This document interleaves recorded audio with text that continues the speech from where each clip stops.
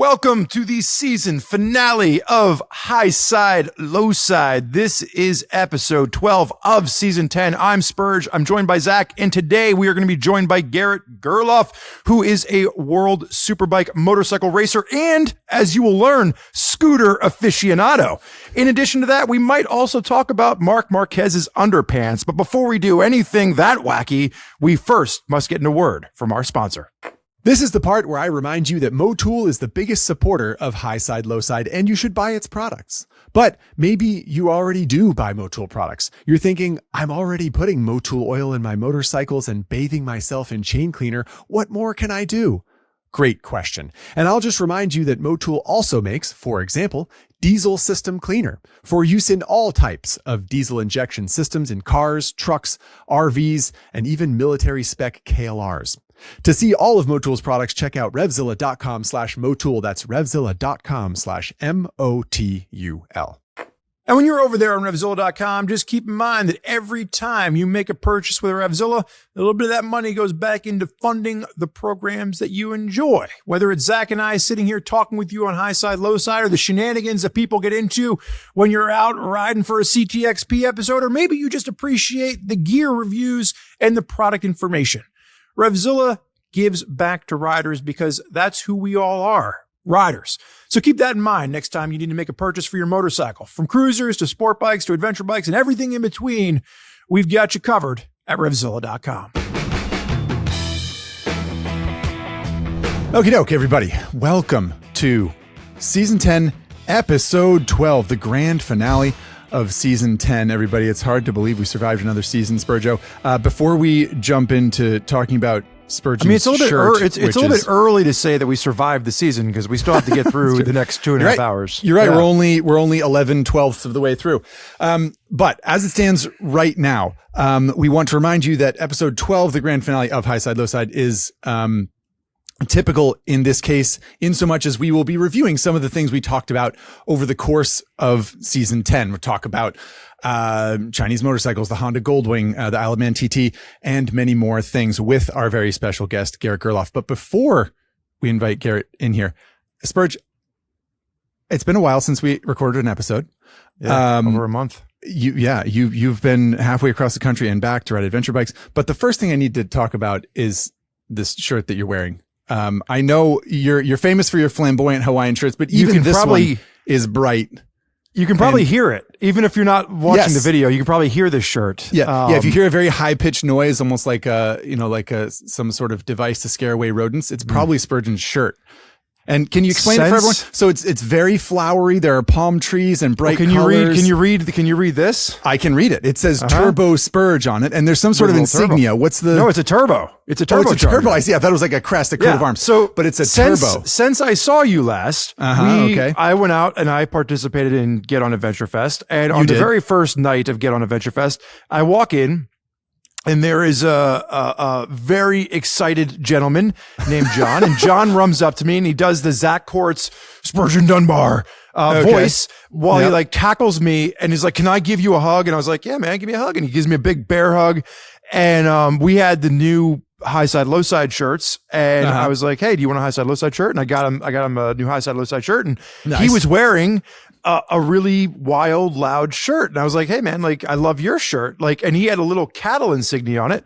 And turns out that John presumably does like kills cows for a living or raises cows or he farms cows. perhaps both. Right. Yeah. And he's like, "Well, this is my brand of the ranch that I have." Gotcha. And I was like, "I would like one of those shirts." And he was like, "Oh, I'll get you a special one." And so literally earlier this week, it showed up in the mail. For those of you that are listening, it is very Hawaiian. It is very loud. Extremely. And it has Turbo Spurge embroidered on it with a turbo. And he's like, "We'll get you to love turbos yet," because Zach's right. So it is someone that's a fan of the podcast, is a fan of your point of view, and wanted to brand me to be a little bit more on Team Zachary. So. Well, I suppose I deserve to give him a tip of the cap then for trying to bring you over to the dark side of turbo motorcycles, which don't really exist yet. Well, that's a great story. And I want to say it's a great shirt, but I'll stop short of that and I'll say that it's a very bright shirt. And I think it suits you because I don't know if he knew that you like Hawaiian shirts, but it's a very Spurgeon Dunbar shirt. It fits perfectly too. And I told him, I was like, I called him right away and I was like, I'm going to wear this on the finale episode. And I was telling him that we were going to, talk with Garrett. And I think the last time that I saw Garrett was in Texas. And I was probably wearing something much more formal. So when we originally talked with Garrett, he was like, I got to ask you about your shirt. I'm like, you'll hear all about it, I'm sure. Right. Okay. Well, on that topic, shall we dive into this conversation about motorcycles with our very special guest? It is Mr. Garrett Gerloff. Garrett is, for those of you not familiar, a Moto America Supersport champion, a World Superbike rider, a MotoGP race competitor. He is 30 years old. He's from Texas. He's extremely good looking, which really takes us down a peg or two. That was mine. You stole the one thing that I had on my list. Incredibly handsome. But without further ado, we'll invite Garrett in here, who's been waiting in the green room listening to us talk about Spurgeon's shirt. Welcome, Garrett. Thank you so much for joining us. Yo, what's up? You can't butter me up like that. Come on. Well, listen, I'm sure I left some things out, right? You have some other qualities. Anyone that follows you on social media knows what you look like. They know that we're not blowing smoke. They know I wear a helmet most of the time. Which is That's right. I like to keep it. Yeah. Right. You cover your face. Sure. Right on. As we said, we have a whole gamut of questions for you. Did I miss anything in your? If someone met you in an elevator and they said, who are you and what do you do? And you had 30 seconds to describe it. You would probably talk about your Moto America resume, perhaps your World Superbike racing, perhaps your MotoGP race starts that I mentioned. But what else would you say? I don't know. Did I cover it all? Bring that up. I don't know if I'd bring any of that up. I'm just a dude. I got some Texas pride. Big Longhorn fan. I see the Longhorn. Yep. Okay. We need to get you one of these shirts so that you can wear it down in Texas. We'll get it imported for you. Yeah. You got to give me his whatever he does his. Oh, I'll hook you up with John. Yeah. But I don't know what else. I'm a moped lover. I love mopeds. World traveler. You love mopeds. Okay. Well, we're gonna have to get into that. Moped guy. World traveler. Do you have a moped right now? I don't, which is, but it's like somebody that loves dogs, but they're not in the stage of life where they can have a dog. That's kind of where I'm at. Yeah. All right. Mopeds require a lot of tender love and care. That's fair. We want to jump into a lightning round, but I just want to remind everybody. So the way the episode is going to go is we have a couple of questions from each episode. So we're going to kind of like walk through the entire Highside Lowside season with you and give you a chance to participate in each of the topics as we go along. But before we do that, we wanted to jump in with just a quick lightning round of questions for people to get to know you outside of your racing resume. Zach, anything before I just jump into kicking off the lightning round? All right. If motorcycling was never a thing, right? You never rode a motorcycle. What would you be doing for a living instead? I've thought about this a lot lately because I just turned 30, so things That's a great way to start the answer. Probably. I've been thinking about being like a pilot, because you like airline pilot, something like that, whether it's commercial or, private or I'm not sure yet, but kind of have the same man and machine vibe. That I like, and considering that maybe that's a good answer. There's you go fast. There's a lot of crossover between motorcycle road racers and being pilots in my experience. Have you noticed that too? Like Steve Rapp, I think. Yeah, famously a pilot and a racer. But lots of people have been into flying planes on the side as racers, and I think you're right. It's like it's a controlling. Have you done it at all? Have you flown planes or taken any lessons or anything? So I went on what do they call it? A discovery flight on one of it was a 4-seater Cessna or something like that, single engine, prop plane. And it actually wasn't a discovery flight for me. It was a discovery flight for my buddy's girlfriend.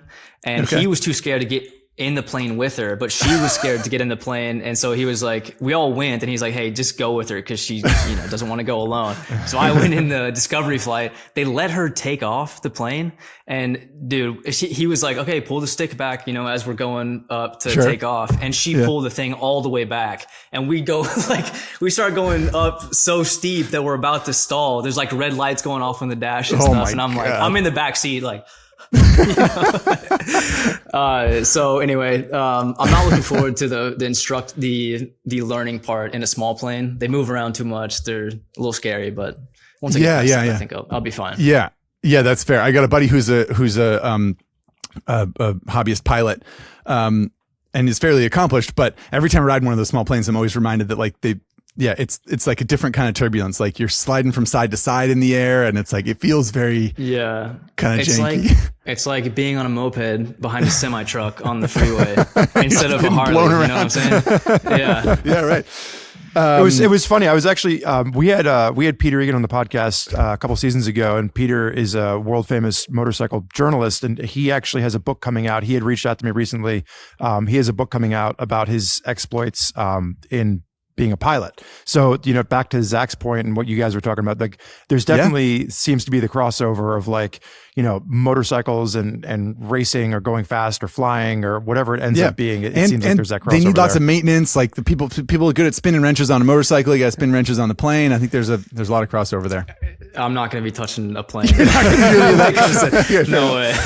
Fair enough. Okay. So I want to pivot into motorcycles a little bit. I saw on your website, there's a little anecdote in there about how you begged your dad to buy you a motorcycle when you were 4 years old. I don't know the story of the genesis of your motorcycling career. So can you tell us that story, and can you tell us like how did your motorcycling journey begin, and was it on racetrack or off-road or what?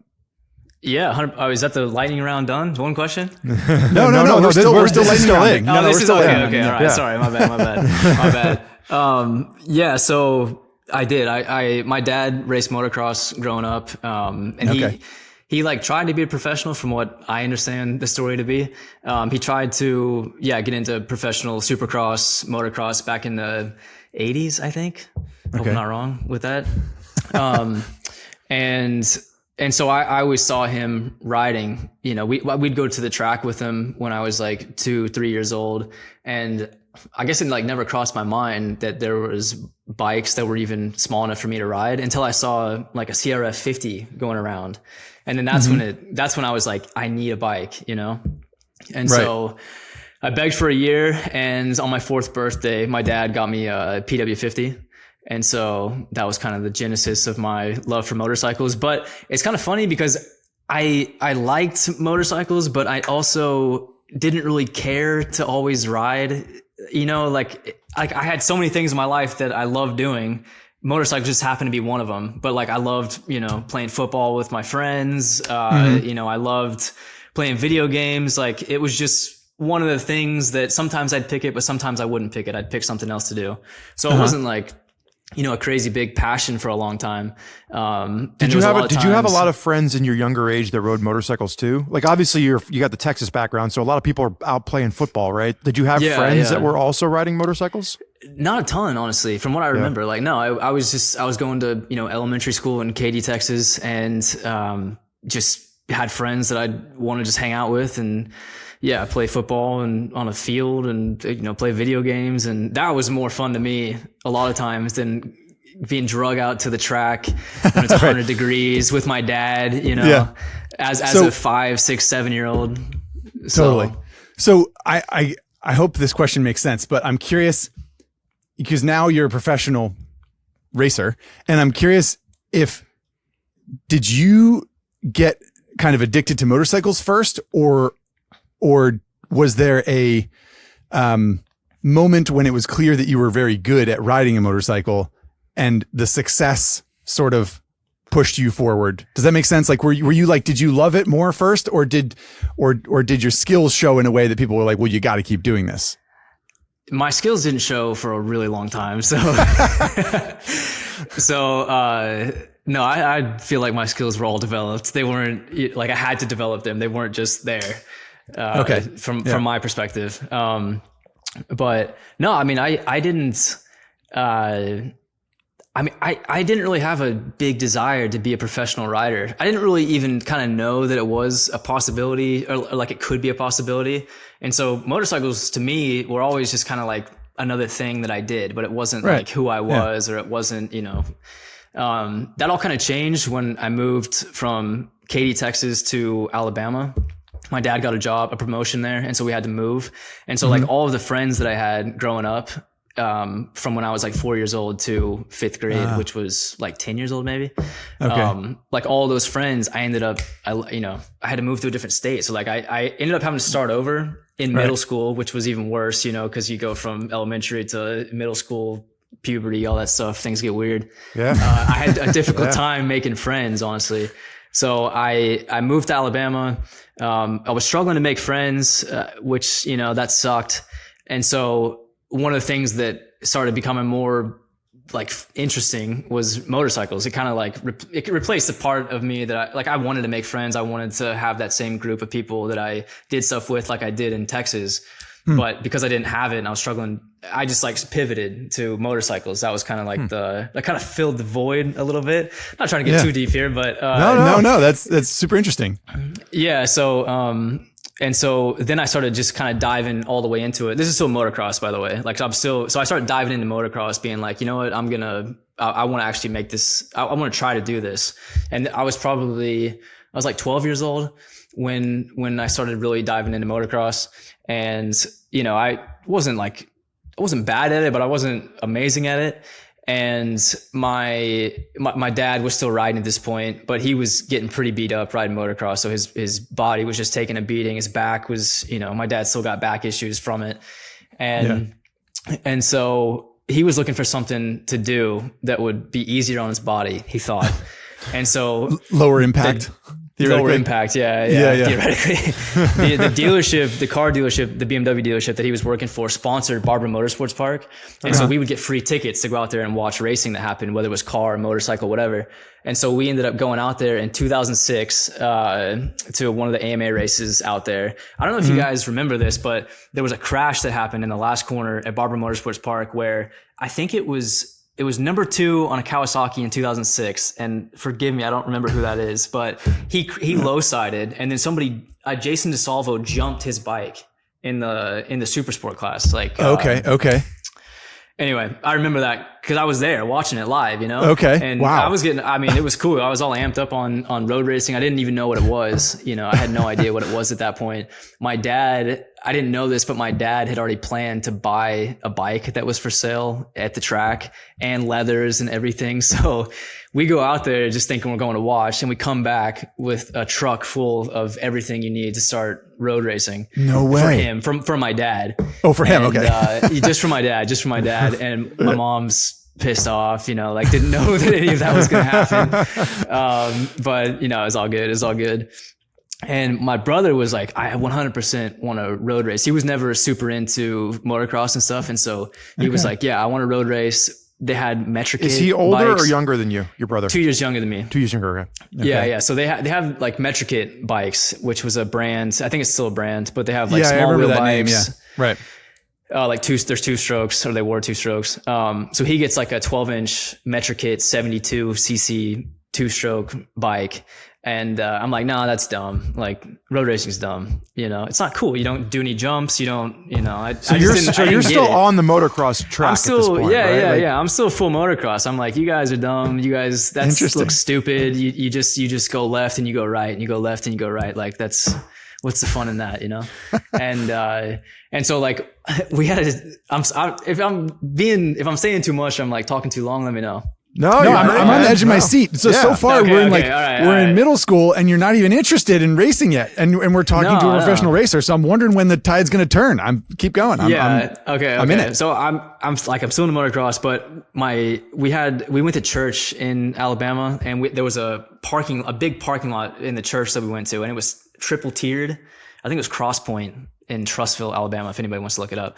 But there's a 3-tiered parking lot, and they were all connected. So we had like mini corkscrews everywhere.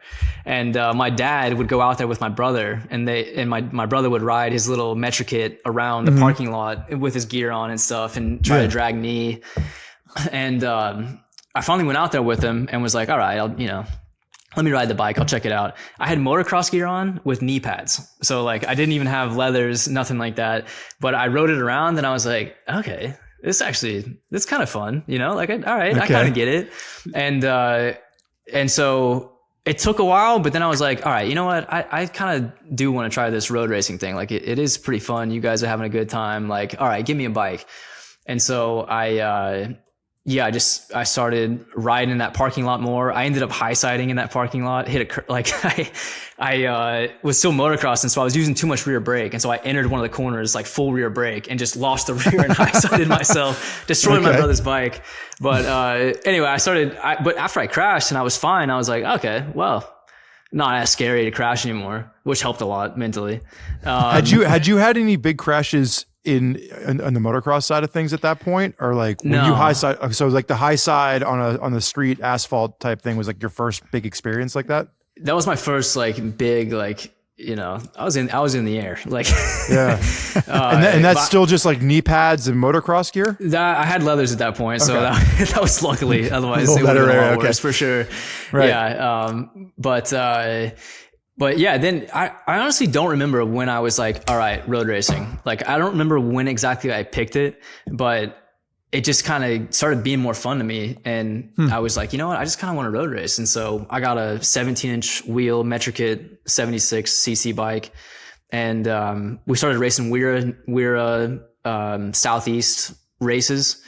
Just doing like mini races and stuff like that. And, I wasn't too special. It took me, I don't know, over 6 months to get a podium, I think, in a class of like 8 riders. So. Did your brother follow you into racing, or did your brother take a different path? So my brother, like, he was the one that drug me into road racing, like I said, and we like raced side by side, although sometimes in different classes, because I stepped up to a 125 earlier than he did, so we kind of weren't always in the same class. But he decided that it kind of wasn't for him. I guess like, obviously we were spending a lot of money on racing. And also at this point we're getting into like 2008, like the recession my dad ended up losing his job, so it like ended up being pretty stressful to try to keep racing. But there was actually like, after I got onto a 125, not the first year I was on a 125, but the second year I was on a 125, there was kind of like, hey, you know what, maybe maybe I could actually make it to being a professional. Okay. And so like, so we tried to keep pushing through, my dad not having a job for, a little bit of time and not, making a ton of money to where we could like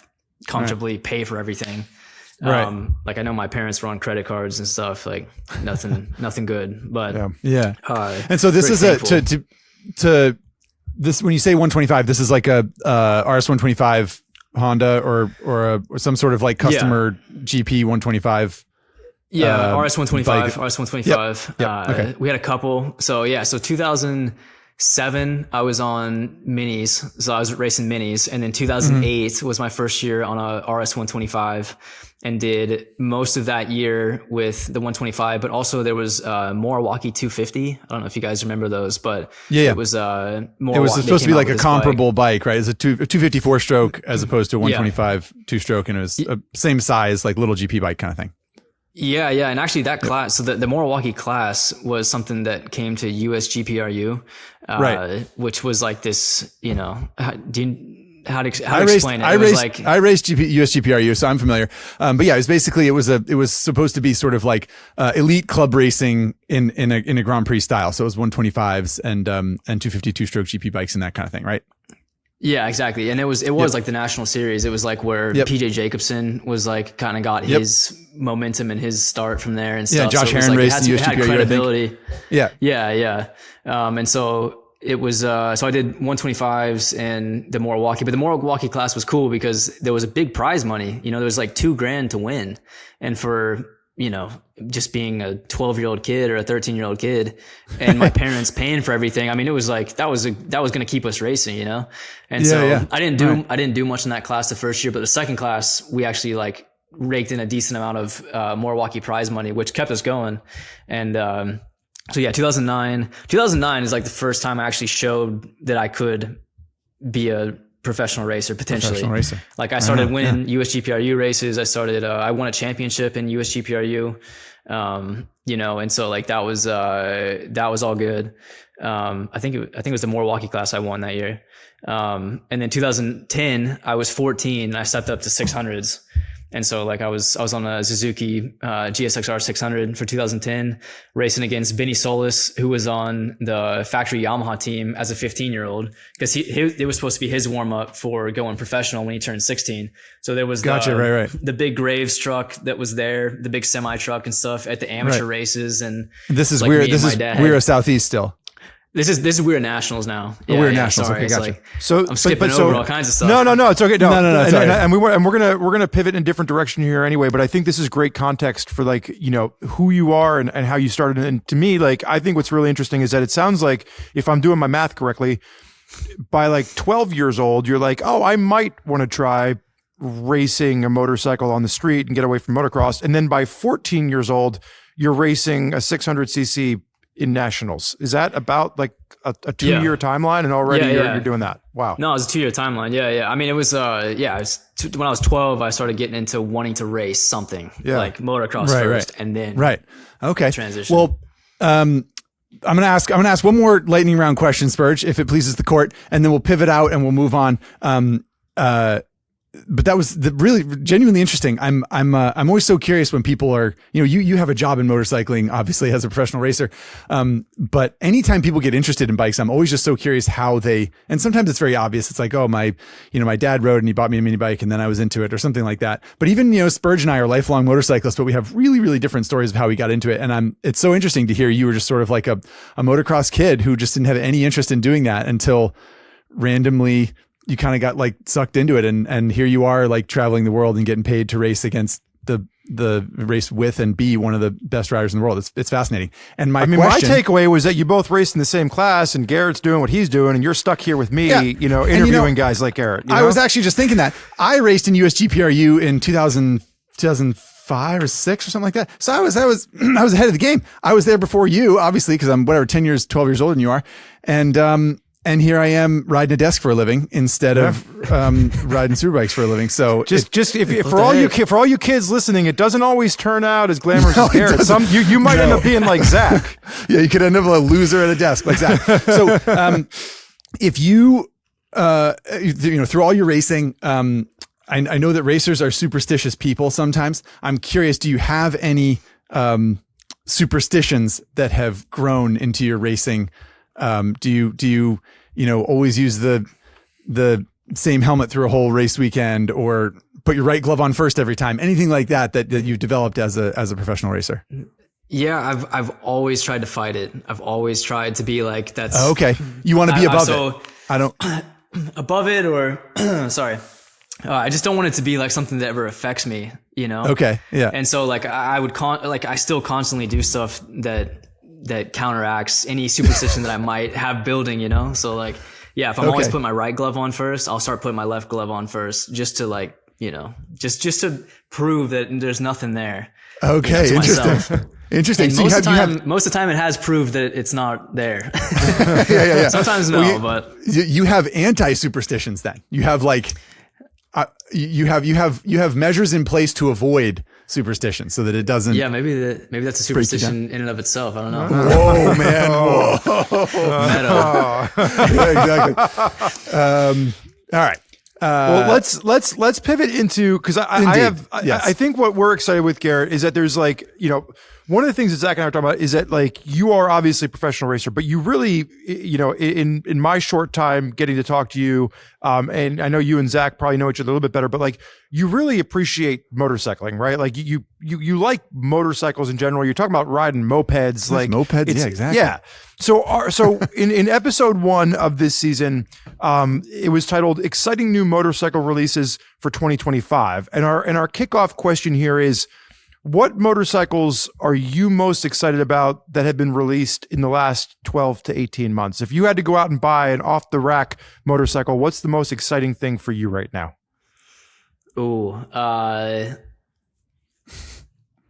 That's a tough one. Obviously, I have a kind of a bias because I'm contracted and I work for kind of technically Kawasaki. So, I'll start there. The Versus 1100. I really like. I mean, it's like I like that bike a lot. It's sick. And I like touring bikes. This is a quick sidebar I want to point out. You and I have had some Instagram message interactions where you have revealed to me basically that like you kind of like sport touring bikes. Like you're like interested in like riding on the road. You're like you're not addicted to like you don't want a sport bike on the road. You like want something that makes sense. And so I think that's a pretty fun kind of fact about your dispositions about motorcycles. So have you ridden a Versus 1100, or you just sort of know you like that kind of bike? Okay. I have not, but I know I have that kind of bike. I've had like a ton of different bikes over the years, and they're not always related to like who I'm riding for. But like last year, I bought a Tracer 9 Yamaha Tracer. So I love that thing. That thing's sweet. Before that, I had like a KTM 890 Adventure. That thing was sweet. I was a big fan of that. Spurg is an 890 Adventure owner. So thank you. Zach says that it's an ugly bike. I think that the 890 looks nice. I like it. It's a bit aggressive. It's kind of weird. Like I like it. I think it looks nice. I put like a SC Project exhaust on it, and it was popping and banging. Yeah, it's nice. And then before that, I had a BMW C400X scooter. Right. So I do, I'm not just saying that. I like mopeds. I like scooters and stuff. So you're walking the walk. Yeah. I had a Zuma before that. Actually, you know what? Riding on the street, I think the Zuma 125, that's what got me into being a street rider also, not just like. And where were you riding that? Were you riding when you lived in Europe? No, I was around here in Texas. In Texas? Okay. Yeah, where every road is 55 miles an hour and I'm barely keeping up, that kind of got me into like, this is cool. Get 100 miles per gallon, go wherever I want, park wherever I want. That got me into street riding specifically. Because I was never into street riding until that. So, but I'll try to stick to the question. Wait, hold on. Zach, didn't you have a Zuma too? Zach, I thought you had a Zuma. Spencer and Ari each had a Zuma. I had an Aprilia scooter that I sold. Those are cool, man. Yeah. The Aprilia disc brakes, two-strokes? Front and rear. Yeah. Aprilia two-stroke scooter, man. Those were like epic in the paddock. If you had one of those, you were cool. Well, that's kind of why I had it when I was like a club racer. It was like my pit bike, and then I would take it home and use it as a city bike. So anyway, this is we're not going to ask you to tell us what bikes violate you own contracts. Yeah, exactly. That's not our point. What I would say is, if anyone from Kawasaki is listening, get this man a Versus 1100 for crying out loud. Yeah. Like, how have you not tried a? I am gonna get a one of the Ninja 500s. So pretty excited about that. Just as a street bike to ride around, like. Yeah, not to ride around. I'm gonna like strip it down and make it a kart track bike, which I might do a YouTube video on. So. Yeah, wicked. Right on. That's actually a good plug for your YouTube channel. If you're not already subscribed, Garrett, you do have a pretty cool little YouTube channel going too, right? Yeah, it's I feel bad because it just was costing me too much money to keep it going. My buddy Brad is the one that was doing all the shooting and editing, and he does an unreal job, and he deserves to make a lot of money. I just couldn't keep paying him and paying for flights and stuff like that. So it's tapered off. But yeah, I mean, I like doing the videos and stuff. It was cool. Yeah, it's nice I can look back on them now and be like, yeah, that was a cool time. Yeah. So, yeah. It's fun, kind of like journal entry for your life. Okay. Well, I'm going to move on. Our episode 2, we interviewed a guy named Matt Oxley, who's a MotoGP journalist, and an Isle of Man, former racer and Isle of Man sort of journalist. And we talked to him all about the history of the Isle of Man TT and that kind of thing. And being that you're a road racer, I feel like I know what your vibe will be around the Isle of Man, but I'm curious, have you been to Isle of Man? Would you be interested in going? Like, do you have any curiosity about the course or even racing there? Or is it just a no-go for you? Yeah, I want to go and watch for sure. Well, I'm kind of conflicted because I want to go and watch, but I definitely don't want to see anything that I'm going to regret seeing, if you know what I Sure. mean. Like, that's fair. Yeah. But I'm good friends with Taryn McKenzie and Brad Ray, who, raced in World Superbike. Well, Taryn still races there, but Brad's now, leading the championship in BSB. But they've gone to the Isle of Man like quite a few times, and they were showing me all the videos on their phone of them just like ripping past, right there next to the wall and stuff. And yeah, it's too sketchy for me to like want to try to do the race, but I think it'd be fun to like go out to the Isle of Man and rent a bike and go ride the track, slowly and just check it out and stuff. Like, I think that would be cool. Totally. But no, I mean, I think those guys are nuts. I think even when we talked to Matt, like Zach, correct me if I'm wrong, but didn't Matt get started with like vintage bikes, or wasn't it like something, because it was like a much smaller displacement, wasn't it?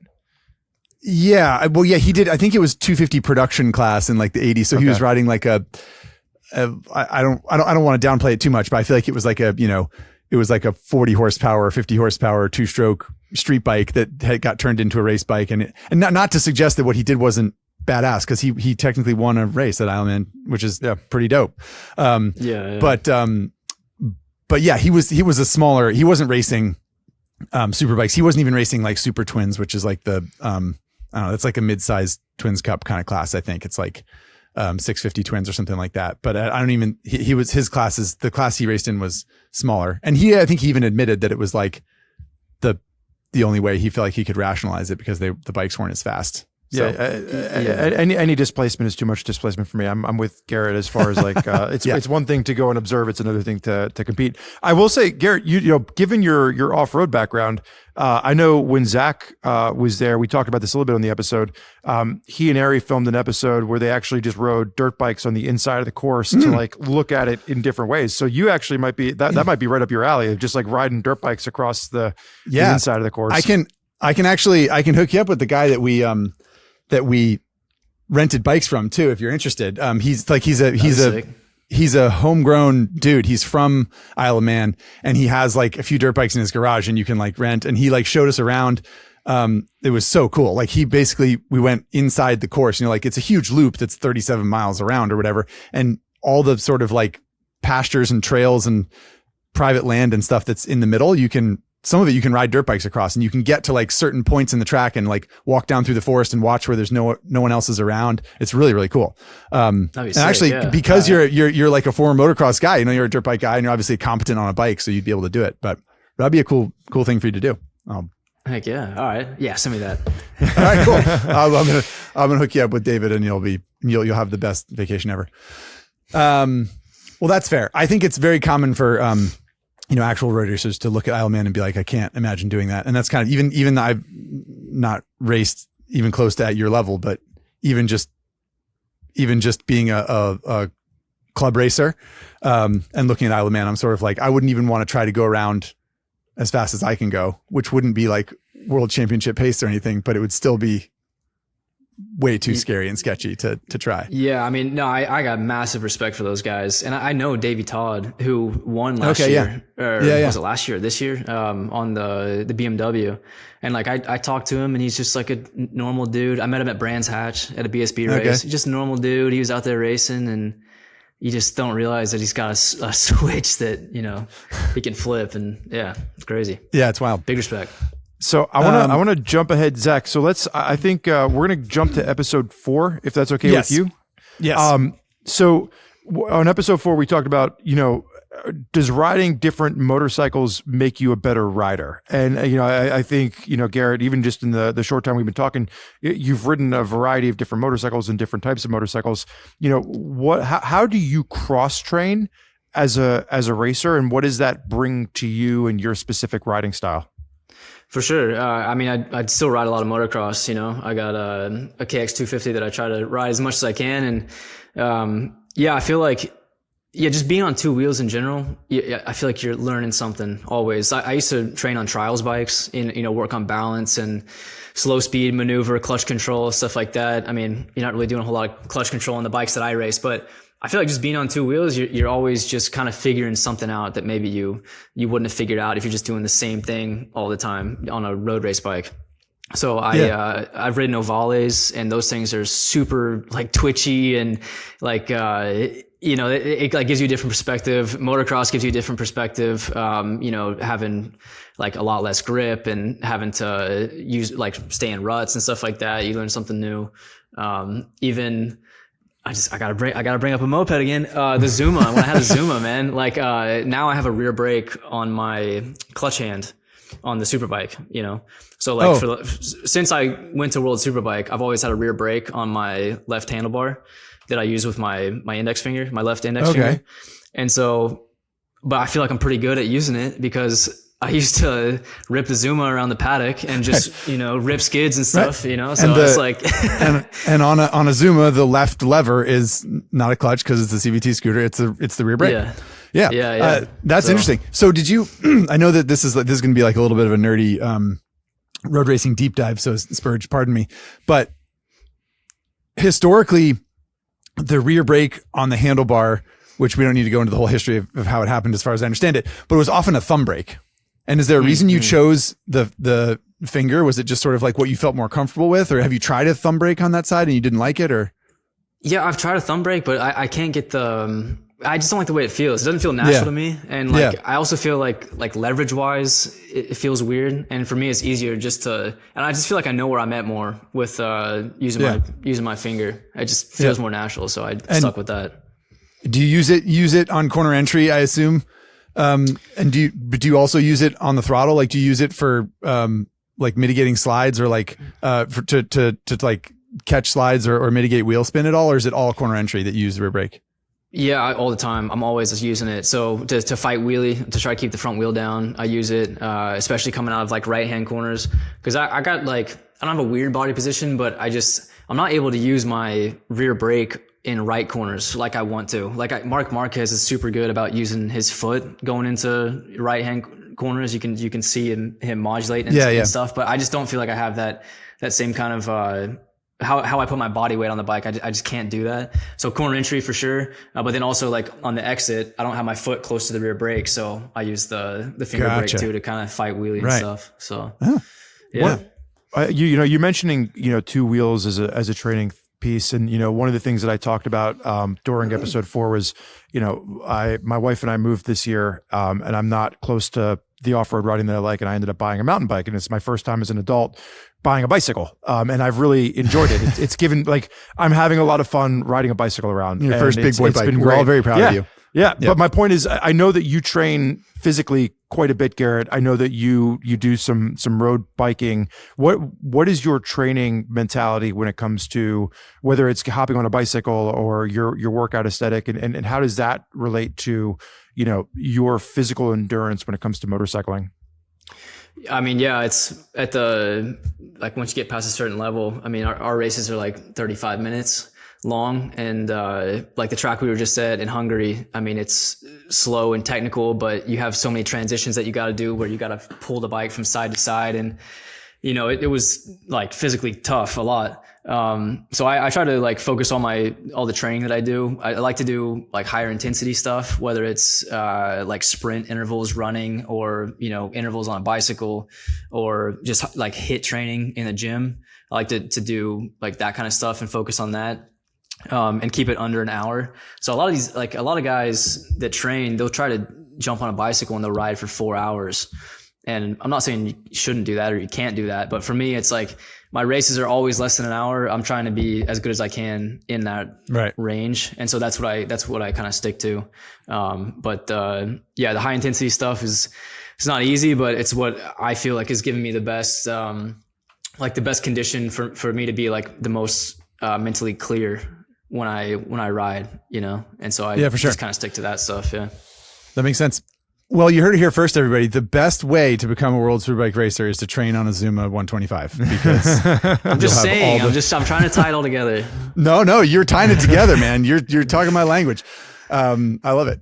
All right. So I'm going to ask you a question based on episode 5 of our season this year, which was, the best way to rent a motorcycle or rent one out. I feel like I can assume that you're not about to start a motorcycle rental company, or anything like that, because you have your hands full with other things. But I'm curious, if you were going to fly anywhere in the world and rent a bike, and take a ride, and we said like, gun to your head, you're leaving tomorrow morning, where are you going? Do you have any any places that you've always been eyeballing or curious about? Sardinia, Italy. Sardinia looks unreal, and there's like apparently a big rental market out there for bikes anyway. But it's supposed to be some of the best riding in the world, and I'm actually going next week. So okay, here we go. Are you renting a bike? I'm not going to rent a bike. Okay. My team owner has a yacht there, so I'm gonna go hang out with him. Nice, sure. Which is also gonna be cool. But I wish producer Chase had a yacht, because he hasn't invited me anywhere. My God. Yeah. I mean, I've never been down there, so I don't know what it's gonna be like. But but I'm gonna try to rent a bike, rent something, and just go ride around. And hopefully you don't have any news stories that that there was an issue. But yeah, we'll see. Exactly. Right. American catches restaurant on fire when he crashes Zuma into bicycle rack outside.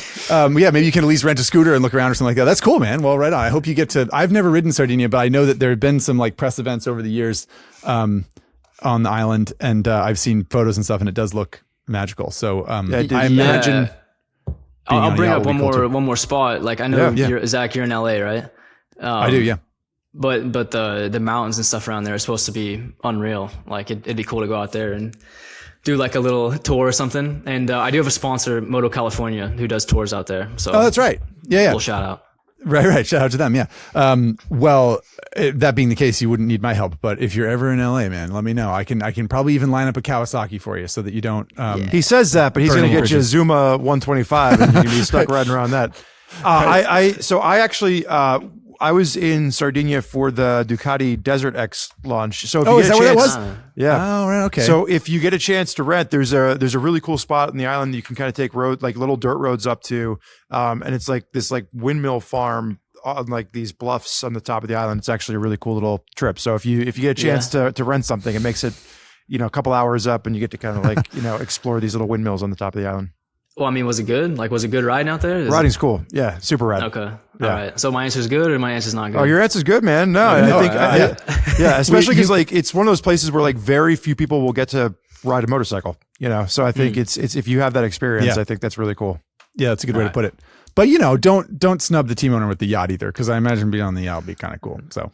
Have you ever rented a motorcycle before? Have you ever done anything like that before, where you just showed up somewhere and said, you know what, I have a few days to kill, I'm just going to rent a bike?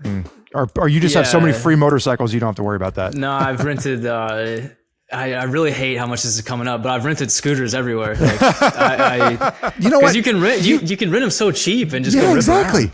And people, I'm so glad you're saying this, man, because this is really validating for me, because I have people like, because I'm not as cool as you are, but I have a job where I get to ride motorcycles around all the time, and people, assume that I want like the biggest, baddest, fastest thing. And like I was I had a layover, or like I was sort of stuck, I guess. I was in southern France. I was in Nice for like 18 hours and I didn't have anything to do. And I was like, I just went down to a scooter shop and I rented a scooter and I rode along the coast and like got a soda and a sandwich. And then I rode back, and I just thought it was so cool. And people were like, oh, I can't believe you'd ride a scooter, like a little 125, podunk thing, when you like your job is to like ride fast bikes or like test expensive fancy things. And I'm like, that's not why I'm in it. I'm in it because I like riding on two wheels. Yeah. So it's super validating to hear you say that, like, you spend time at 200 miles an hour and you're just like, yeah, man, I just want to get on a scooter. Right. And you're 100% right that like it's affordable, and like so many people don't realize that like if you're on vacation somewhere, like it's such a fun way to just get around and explore a city, So I think especially in Europe and stuff, I mean, like it's the way to go. There's no parking 100%. There, so you just park the thing anywhere. Gas is hella expensive, so you just don't pay for gas. Like it's so nice. The year that Zach and I met you in Austin, that whole trip, aside from like taking a rental car down to the track and back, we would just rent those little bird scooters around town, because like Austin is littered with those bird scooters, and Zach and I are like just ripping around Austin at night, there's definitely people that rent those bird scooters where Zach and I are like, you should not be on that. Like you're gonna eat shit. Have you ridden one of those electric thingamajigs that we're talking about? Like this just sort of stand up like Lime scooter, bird scooter. Is it as a professional motorcycle racer, are they not they handle bad, right? They're sketchy. They're super sketchy. I've tried to like take a hand off to like adjust my glasses or something and get into like a tank slide. So I don't recommend that. Scooter, like real scooter. Scooter all the way, right. Like a Zuma scooter. So I think I interrupted you, 3 minutes ago at this point. You were going to tell a story about how you rented a scooter somewhere. So was there a particularly good scooter rental experience that you had? Or you were just talking in general? I was just going to say that like, people do not understand that on the street, you do not need more than like 40 horsepower. And so it's like my favorite bikes on earth are 500 cc's and less, for the street, like to ride around the street, just because you can ride the piss out of them and you're not going to get, arrested. And, I wish more people would understand that, Okay. I mean, it does suck. I wish that more brands, and I've like pitched this to Kawasaki, I wish that more brands would put like more tech into their smaller bikes, because people still want cruise control. People still want heated seats and stuff on like smaller bikes, but they're only going to get them on the higher end bikes and stuff. But, anyway, the small bikes are so fun to rip on. Dude, hot take. I love this. Cruise control, heated grips, heated whatever on 500cc bikes. I love this. That's why I like the Versus 1100 more than the Versus 650, because the 650 doesn't come with cruise control and stuff like that. And I think that's a big miss in my opinion. I have a brand new Honda Transalp in the garage right now, that I just got from our editor, Lance Oliver. And, he just wrapped up like a couple of like 600-mile days, and he's like, yeah, it doesn't have cruise control. I'm like, that's insane. It has a quick shifter.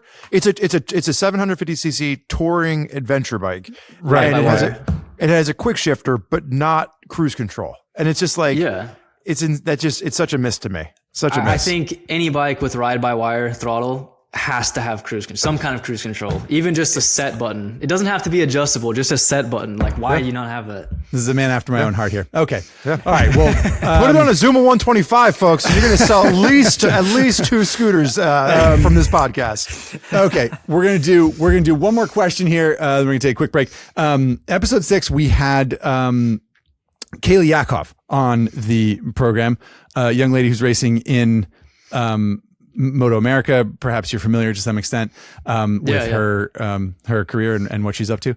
I'm curious if you have any other sort of musings on her career, on her riding, her style, her successes, whatever. But I'm going to start with a real direct question here for you. Will a woman win a World Superbike race in your lifetime? Oh, I feel like this could be a very controversial question. I'm not trying to set you up for failure to say something awkward. It's like, it hasn't really, there have been very, very few glimmers of hope here. And I feel like, in the female motorcycling world, especially in the competition side, and I feel like Kayla is one of those glimmers of hope. And I'm curious if you've spent a lot of time traveling the world and on the World Superbike calendar. I know there's like a women's championship that's happening now, and I'm just kind of curious what your take is. And I don't think you can say the wrong thing here. Like there's just an open opinion. I mean, if anybody on the World Superbike grid has a shot at winning. So yes to your question. Like if you're on the grid, you do have a statistical chance of winning, and maybe that's even higher in different conditions and stuff like that. But, it'd definitely be difficult. I think, they have a disadvantage, like females have a disadvantage when it comes to like bone density, muscle mass, like stuff like that. If you don't have any kind of like, hormonal help, I guess.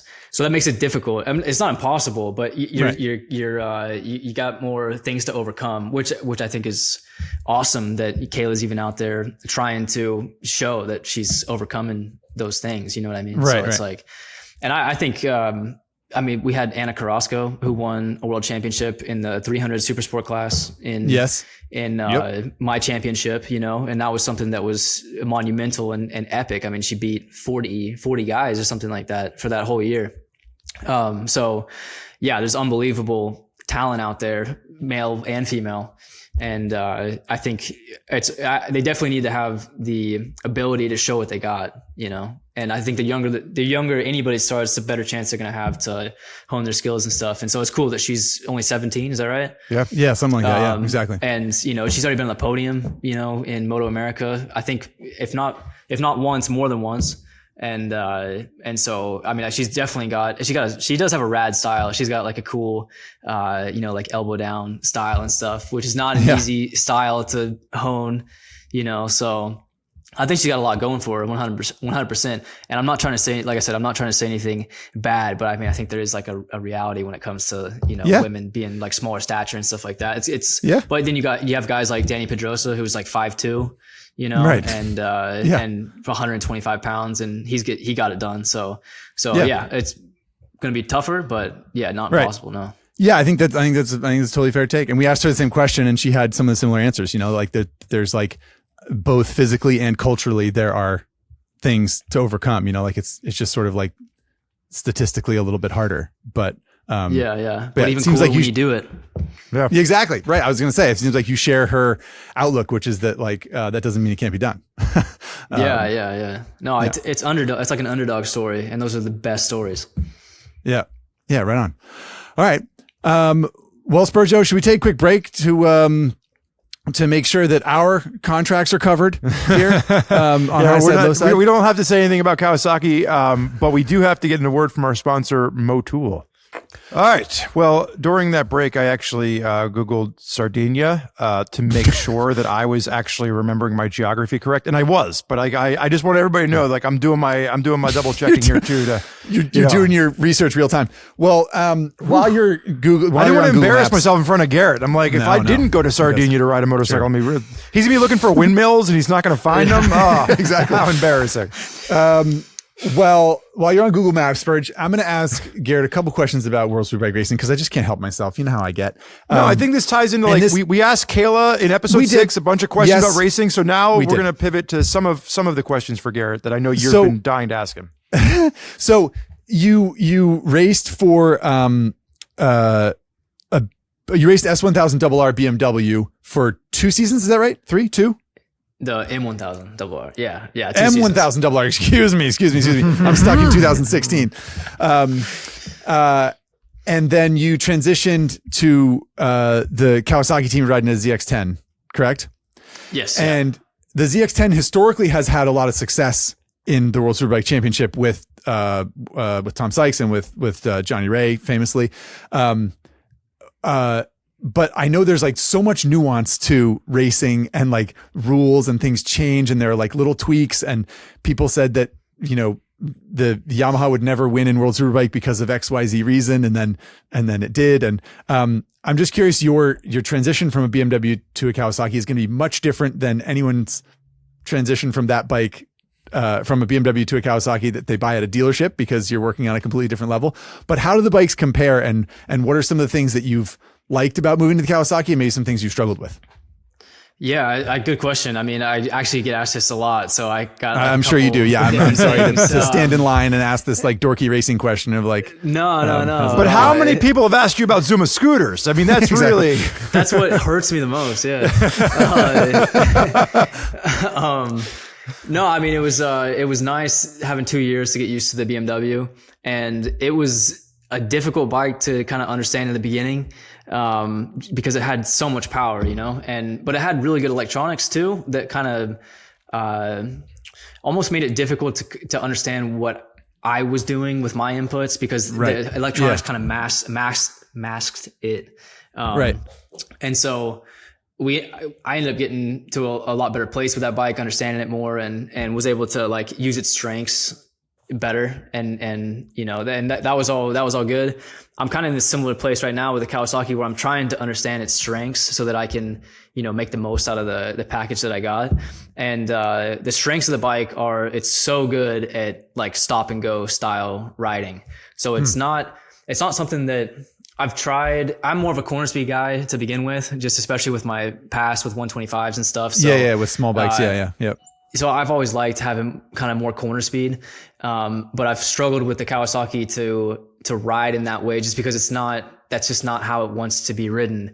So like if I have more corner speed at full lean angle and I'm trying to like, pick up the gas, it just doesn't have like the edge grip right there that I would like it to have. But then if I like change my riding style and I brake a little bit later, run it a bit more in on the front, stop the bike more, and then touch the gas and pick the bike up at the same time, it's got unbelievable drive grip. So it's like, it's like just trying to figure out what the strengths are and using that to my advantage instead of trying to ride it how like I would want to ride it. Even though there's things that we can do that push in that direction of something that like I would like to ride more. It's just like, hey, we know this works as it is because of all the success that Johnny had and Tom and stuff like that, even though that was like a while ago. I mean, it's still last year with Alex Lowe's. I mean, he was on the podium almost every weekend. So there's merit to what they're telling me. I'm just still trying to figure it out because it's not like natural to me. So do you think, I just want to ask you, I'm sorry, I just want to ask you a question because for you guys are racers and I want to play the role of our audience that might not be racers. So when you say stop and go riding, is it just more of like all throttle, harder brake, and then on the throttle a little bit sooner? Like when you say stop and go racing as a different style and varying from you, can you just help our audience and layman's like myself understand that a little bit more? Yeah. So I would say stop and go style is if you look at a corner, and it's like 180 degrees like that. This would be like more of like a roll speed style. It's just kind of like following the radius, even though you still have a race line, but you follow the radius a bit more and try to like maximize your corner speed. Stop and go is to like kind of triangulate it more and maybe run a bit more wide mid corner, and you're going a little bit more slow at the apex of the corner, but then you're kind of like on a more direct line for the exit. Gotcha. Which is where you can use less lean angle, more meat of the tire, and hopefully have less electronics intervening in my situation. And so it's kind of, but what I've had a difficulty doing is that obviously not every corner is 180 degrees and not every corner is like, can be triangulated like that and be made a stop and go corner. Yeah. So I've tried to kind of just figure out what I need to do better in those corners. And, I'm still kind of struggling, but I'm getting better. Right on. And I appreciate the explanation. You are signed on to race on that team next year. Is that accurate? Yeah. So I'll be back next year. And do you think that you have, do you feel like you've made strides this year that will help for next year? Like for like specific tracks or even just sort of like wrapping your head around how the bike works, that kind of thing? You mentioned that you appreciate having 2 years to get used to the BMW, and it seems like you'll be in the same situation here. Yeah. I'm really thankful. I mean, it wasn't the best start to the year. It's probably, it was a really difficult start for me. And so I'm really thankful that they have faith in me to keep me on for another year, even when maybe they didn't need to. Big thanks to them for that. But we have made like a lot of progress from the beginning to, the middle of the year with not just results, but, lap times, consistency, all of that. And a lot of it has been me. They've resisted changing a lot. And so they want me to really understand the bike and get to ride and get to know the bike and ride it as it is set up currently, which is kind of the first time that I've been in that situation. The last few teams that I've ridden for, I've had the same crew chief, Les Pearson, who is an awesome guy, but we kind of attack it together as like, hey, let's change the bike into what we want it to be. And we've, had support from Yamaha and BMW when we did that. But, I'm with a different crew chief now, just because it just didn't work out that I could bring Les with me, even though I wanted to. And so I'm with a different crew chief, different team, still a lot of Japanese input, and they want me to just understand the bike as it is. So, it's the first time that I've had to wrap my head around that and try to like adjust me. And so the biggest stride that we've made is me understanding the bike more. But I leave tomorrow actually to go to Aragon for a 2-day test. And we have some different parts to try when it comes to like chassis and stuff like that, to maybe see if there's a way that we could like combine the two styles. Cause in my opinion, everything has gone way more in a corner speed direction and not like a stop and go style, versus how World Superbike used to be. Gotcha. Especially with like Bulaga on the Ducati and Toprak and what he's doing on the BMW. It seems like it's all going in that direction. So it seems like the Kawasaki's past successes perhaps built the machine into something that isn't as sharp a tool for the championship as it stands right now. And you're going to hopefully adjust that.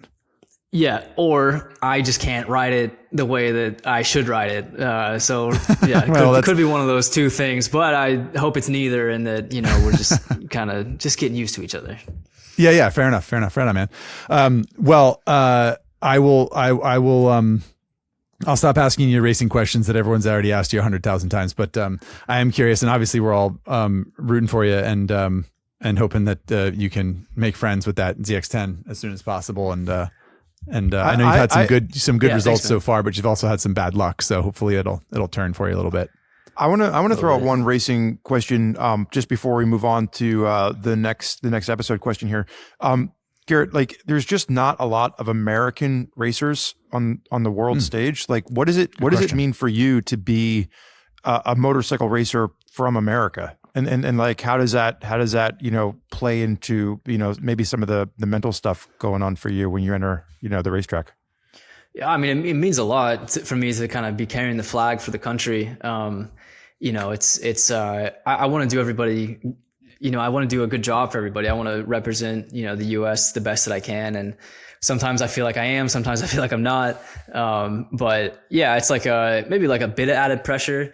But it's funny because I just got off the phone before talking to you guys. I was talking to Joe Roberts because he's in Hungary right now at a track that I just raced at. So we were talking about some stuff that. Oh, that's right. The Balaton Park thing, right? That's Yeah. But we're like the only two Americans out there, you know? And so like, it's cool to have a bit of camaraderie between the two of us. But I definitely wish that there was more opportunities, but you know, it's difficult geographically. We're far away from kind of where the center is of motorcycle racing in Europe.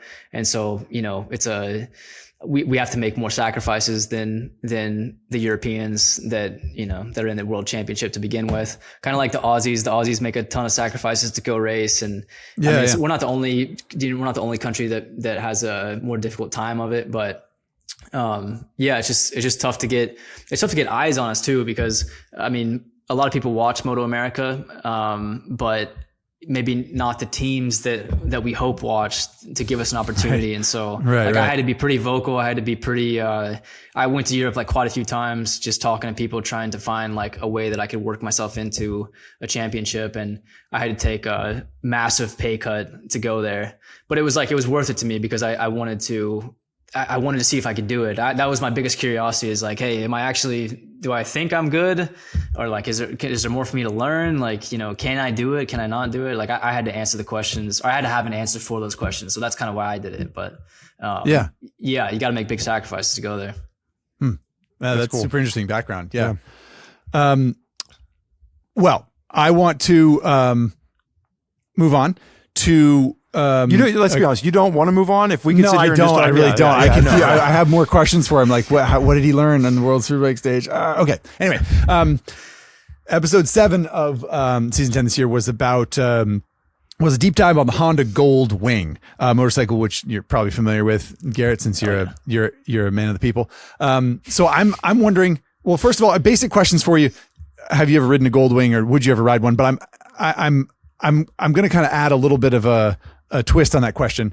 I'm curious if you've ever ridden one and what you thought. But also my question is, can you imagine an older, slower, perhaps more rickety, some gray in his hair, Garrett Gerloff, who just wants a big, comfortable couch of a bike to ride, and wants to, you know, see the world or see the country or something like that? Yeah, I mean, no lie, I looked at buying one last year. Oh, really?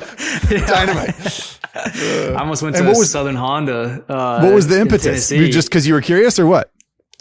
I freaking like bikes. I like motorcycles. I don't know. Okay. And he already has a Zuma 125, so let's go in the complete opposite direction. Sure, that's right. But I haven't ridden one, no. But I think it's like the DCT thing is cool, you know. And I mean, that's why I like sport touring bikes, because I don't like getting blown around, you know, excessively if I can avoid it in the wind and stuff, you know. So it's like, it's nice to got my HJC helmet with the Bluetooth system, and you know, I can't hear my music as good if the wind's always hit me in the face. So having a big windscreen is nice. Like, I'm an old man riding around. You're an old soul. I like it. I think it's interesting that you mentioned the DCT. Like, one of the things that we talked about on the episode was that, you know, when Honda was talking about their stats, It was like the Goldwing, the Africa Twin, and I think it was the Rebel 1100, the three main bikes that have DCT in North America.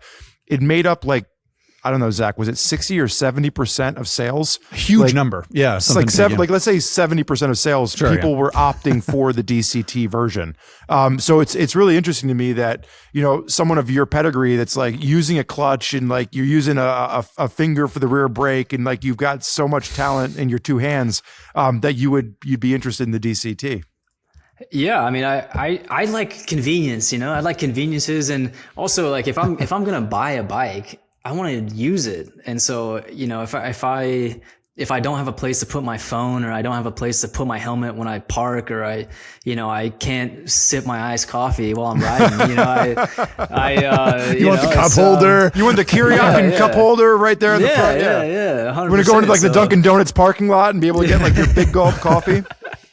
It's nice to have some convenience, you know, which is why I think it's cool. Like Kawasaki, you did, Zach, you rode the hybrid Kawasaki, right? I did. Yes. That thing's an automatic, isn't it?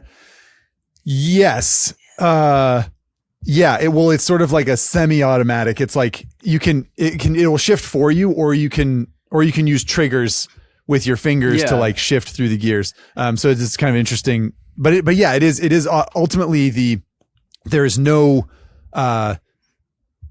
foot control for the shifter. It is an automated system that you can control electronically with your fingers, or just let the bike do the thing. Yeah. This is the Ninja Hybrid for the audience, correct? The Ninja 7 Hybrid. Yeah. I think that's what you're talking about, right, Garrett? Yeah. Yeah, exactly. Yeah. Like that's cool. I just like that more manufacturers are bringing that in, because at the end of the day, I want more people to ride, you know? And so it's, especially in the US, nobody can even drive a stick shift car anymore. Yeah. And so it's like, you know, I just think it's, and in general, I mean, I think the whole future is single person transportation in general, you know, I think, or closer to that, because I mean, if you got, everybody on the road, the traffic here in Houston is horrible. And in LA, I know it's real bad too. Yes. But it's because damn near everybody is just a single person in a vehicle taking up a ton of space. And it's like, that doesn't need to be the case. If everybody's like more on single person transportation, I mean, you can get the same million people in a way smaller footprint. It's like, why would that not be the way forward with everything?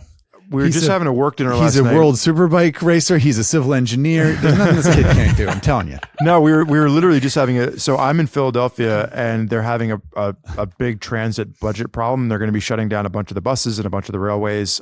And one of the things they were talking about is like traffic is going to be, I mean, it's not good in Philadelphia, and it's going to get a lot worse with this. And we were talking about just like lane splitting in general, which was one of the topics that we've talked about in previous seasons. And, you know, you're mentioning Houston and single person transportation. Like, one of the things that we talk about a lot in the podcast is Zach has an advantage to so many people, because in California you can lane split. And if you have a motorcycle, getting through traffic is so much easier. Have you done the whole, I mean, obviously with Europe and things, have you done the whole lane splitting thing? And like, where do you stand on like pro or con for lane splitting? Yeah, I'm fully for it. I cannot stand the fact, like, that's why I hate riding here sometimes, because I can't, you have no advantage being on a motorcycle here. And sometimes you even have a disadvantage, right? Because you like bake in the heat or whatever. Yeah, it's 100 degrees out right now. You know, I want to be able to keep moving, keep some airflow on me and stuff. Yeah. I mean, I won't lie. I do lane split all the time, but I mean, it's like, I gotta be careful, you know, only when there's like standstill traffic and stuff. Officer, I'm a professional. Yeah. You don't understand. That's never worked. We'll circle back to that later. Yeah. Yeah. But I mean, no, I'm fully for it. That was so cool. I lived in Andorra, which is like this little country between Spain and France, but I was in France and Spain all the time. And I had a scooter over there, and I would lane split, and it's so nice. I mean, it's, you just have every advantage. You have every advantage, and you can, like I said, you can park anywhere. It's like, I mean, yeah, I wish I didn't need like a truck sometimes, because I wish I could just be on a bike the whole time. It's just nice. Yeah. No, we talked about that a lot with not being able to do it. And it's like, okay, well, I'm going to drive to work today. Do I take the truck where it's air conditioned when it's 102 degrees out, or do I take the motorcycle? And it's hard to justify the motorcycle when you're just, you know, sitting in highway traffic. Yeah, it's true. But I want to petition that every state should allow lane splitting under 20 miles an hour or something. I mean, every state. That should be a given. It's like, it's legal. Preach. I've I've traveled all over the damn world. It's legal everywhere. The only place it's not legal is 49 states in the US. Is the land of the free. Yeah. Okay. That's you continue to impress us with your hot takes, and lane splitting, no different. We did an episode 8 was about group rides. And in some ways, well, I'll just start with the basics. You started this conversation by telling us how you got into motorcycling, how you sort of like you were fractured from your friend group when you were a child. Not to make light of that trauma, but you looked to motorcycling and you found a community there and eventually a profession, which is amazing. And I'm curious, you don't strike me as the type of person who would really like do a lot of group ride, who like go on a street ride with other people. Is that true? Like, do you ever do that or no? Yeah, I mean, my brother has a bunch of Groms, and so like, okay, we'll go rip around the Woodlands, which is North Houston, and we'll go mob around, me and him and 2 other friends or whoever. I mean, we'll put our girlfriends on the back, and it's 100%. I get nervous because like that is like group rides is like probably the number one place where you're going to end up getting like backed by somebody. And then that's, somebody's looking around and doesn't see you stopped in front of them. And like that all kind of sketches me out, but well, and so then my next part of this question was like, a world superbike race is like in some ways the ultimate group ride because there's a whole pile of you going into turn 1 and 2. In fact, you got caught up in a melee in turn 1 recently, right? Yeah. Yeah. Like 3 weeks ago, I still feel it. Yeah. And what track was that? Was it Cremona or Most or? That was the Hungary track, Balaton Park. Oh, that was Balaton Park. Okay. Gotcha. Yeah. Right. Gotcha. And so there's probably like, you had that experience getting whatever big pile up of people and it sucked and you got slapped on the ground. And like, do you think about that kind of thing when you're riding around on little mini bikes on Groms with your brother? Are you sort of like, I don't want to turn 1 situation here? That's basically it, right? Yeah, I definitely don't want to turn 1 situation, but I mean, it's like here, I'm mainly looking at all the big trucks everywhere. It's Texas, so there's trucks everywhere and everybody's got an F-250. So I'm like, especially if you're on a little Kawasaki Z125 or a Grom or something, I mean, dude, they can't see you at all. Right, so I'm mainly like just looking at people's eyes, like trying to find people's eyes and where they're looking and stuff and where their front wheels are pointed. So you, I know that your brother, and you guys started around the same time on the street. Who's a better rider? Is your brother, has he kept up to you? Can he still hang? I've had more practice over the years. And so I think more practice equals more, potentially more skill. So maybe it's a practice issue. Fair enough. Well, that's a very diplomatic way to put that. Well, I want to, on the topic of crashing, actually, because we mentioned that turn 1 pileup, episode 9 of our season, this season was talking to some folks who had some really horrific motorcycle crashes. Some of them didn't even remember what happened, and most of them, in fact, all the people we talked to were amputees of one type or another. So these were like really, really horrific, traumatic crashes. And I guess I think, but they all came back from it, and the theme was they're getting back on the bike and so passionate for riding that they wanted to come back and ride again. And so you luckily have not had anything quite to that extent, but you, being a racer, you've had crashes. And I think broadly, and Spurg, I'll kind of let you take it after this question, but we're curious how you come back from a crash and how you get back in the saddle and think like, I can do this, whether it was your fault or not your fault. Like there's always a little bit of angst, I think, around getting back on the bike and trying to do it again. And do you have a mental checklist, or how do you handle that kind of thing? I mean, I'm not gonna lie, I haven't really thought about it a whole lot. As far as like, I mean, it's it's my job, and so if I'm not racing, I'm not getting paid for one. I mean, if I miss a certain amount of races, I could potentially lose a certain amount of my pay. So there's a pretty big financial incentive to race. And so like that's, there's that part. Also like I'm fighting for championship positions and every point that I can get. And, I want to keep furthering my career. I want to keep getting opportunities. And so if I'm not performing, if I'm not getting points, if I'm not, close to that top 10 or in the top 10 of the championship, like I want all of those things, and so that's like kind of where I put myself, I guess. Like, I'm getting it done. Like this is my job, you know? So yeah, continue. Well, I mean, I guess there's only been, I've been lucky enough to not have any like really serious crashes. I mean, I broke my femur at Daytona when I was 16, and that was a big one. Like that was the first bone I ever broke, you know? So like after that one, I had, I definitely had a hesitation of like, you know, well, after I broke it, they put a rod in my leg and stuff. And, you know, as a kid, I'm like, am I ever going to be able to walk again? You know, like I was concerned about stuff like that. And so like, I definitely had some like hesitations getting back into racing. As far as like not having it in the back of my head as an issue, or like as something that was holding me back speed wise. So I did have to get over that. What got over that is me crashing again, landing on the exact same leg that I had just broke like 12 months before, and having everything be okay. And I was like, oh, all right. You know, it's fine. And so like from that point on, it's been, you know, but I love riding, obviously. Like I love being on two wheels and stuff. So like I would always want to try to get back on, or like try to ride. I'm more talking about from a racing competitive perspective than not like street riding. Yeah. Whether it's sorry, I was just saying, whether it's like that crash or another crash, like do you, and let's stick with the racing mentality for a second, because I think that's kind of apropos here, but it doesn't have to not play into street riding, whether you're crashing on the street or the track. But like, are there takeaways for you? Like when you go down, like do you think about like, what did I learn here, and how do I use this to make me faster? And like, whether it was maybe the crash where you broke your leg, like, are you always thinking about like how to learn from the experience, or is it something where you're just trying to like brush yourself up and get back on the bike?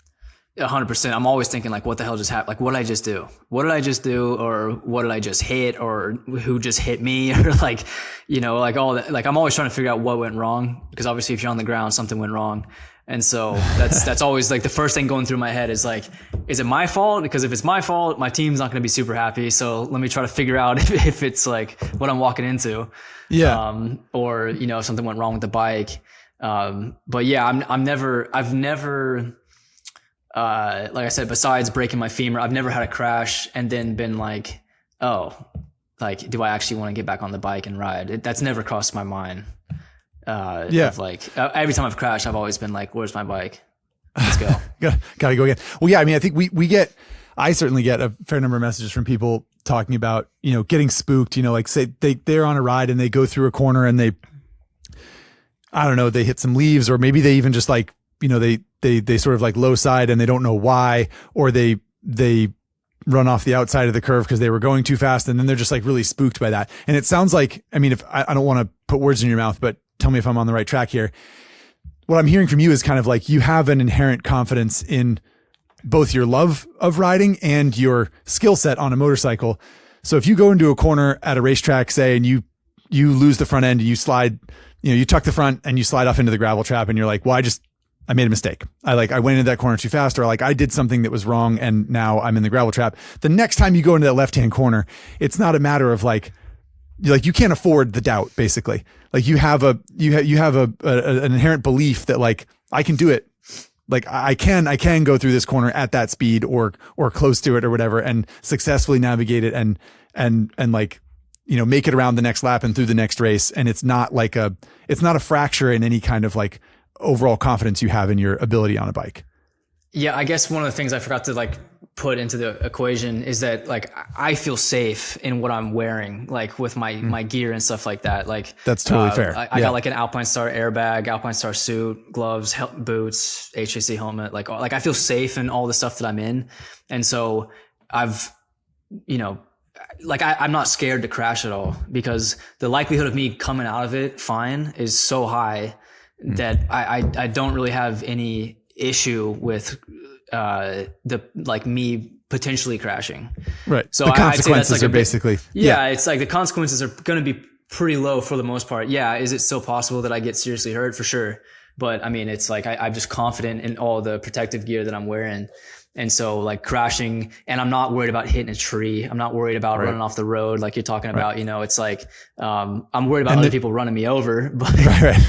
But there's there's more body work and more foot pegs and more handlebars back in the garage. The bike will get fixed. You'll back up on the track. It is in some ways a different financial and psychological environment for you than it is for someone on the street. And I totally appreciate that. But it is interesting, I think, still to hear your take on it, which is you both like it, and you're like determined to do it, and so you don't let it affect you. And I have a totally different mindset when I ride on the street. Like when I ride on the street, I'm as cautious as I can be. I'm always looking to see what other people are doing in their cars and stuff. Like, I ride on the street like I only live once in the negative sense. And that, I don't want to destroy my bike that I paid a bunch of money for and stuff like that. So I have a totally different mindset when I'm riding on the street. I'm not pushing. I'm not trying to, I think more people should get into track riding just so that they can get out all of the stuff that they want to try on the street. Sure, you should go to a track. Sure. Get a cheap bike, that you can get on Facebook Marketplace or something like that.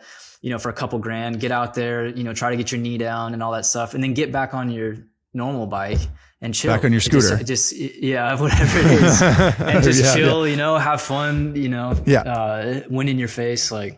Just backing up for 1 second, because it's something we've been talking, a lot about in the last couple of years, but how has the introduction of airbag technology changed, that comfort level of safety for you on a motorcycle? Because I'm assuming when you started out in your career, you maybe presumably didn't have airbags, and then you were kind of working your way through the evolution where now you're racing with a full airbag system. How has that changed from a mental standpoint with that new technology kind of entering the equation? Yeah, massive change. I mean, I have all my leathers actually from my whole, racing career. And so I'll go back and pick up the leathers that I was wearing on a Superbike in America. And I'm like, dude, how was I okay with wearing that?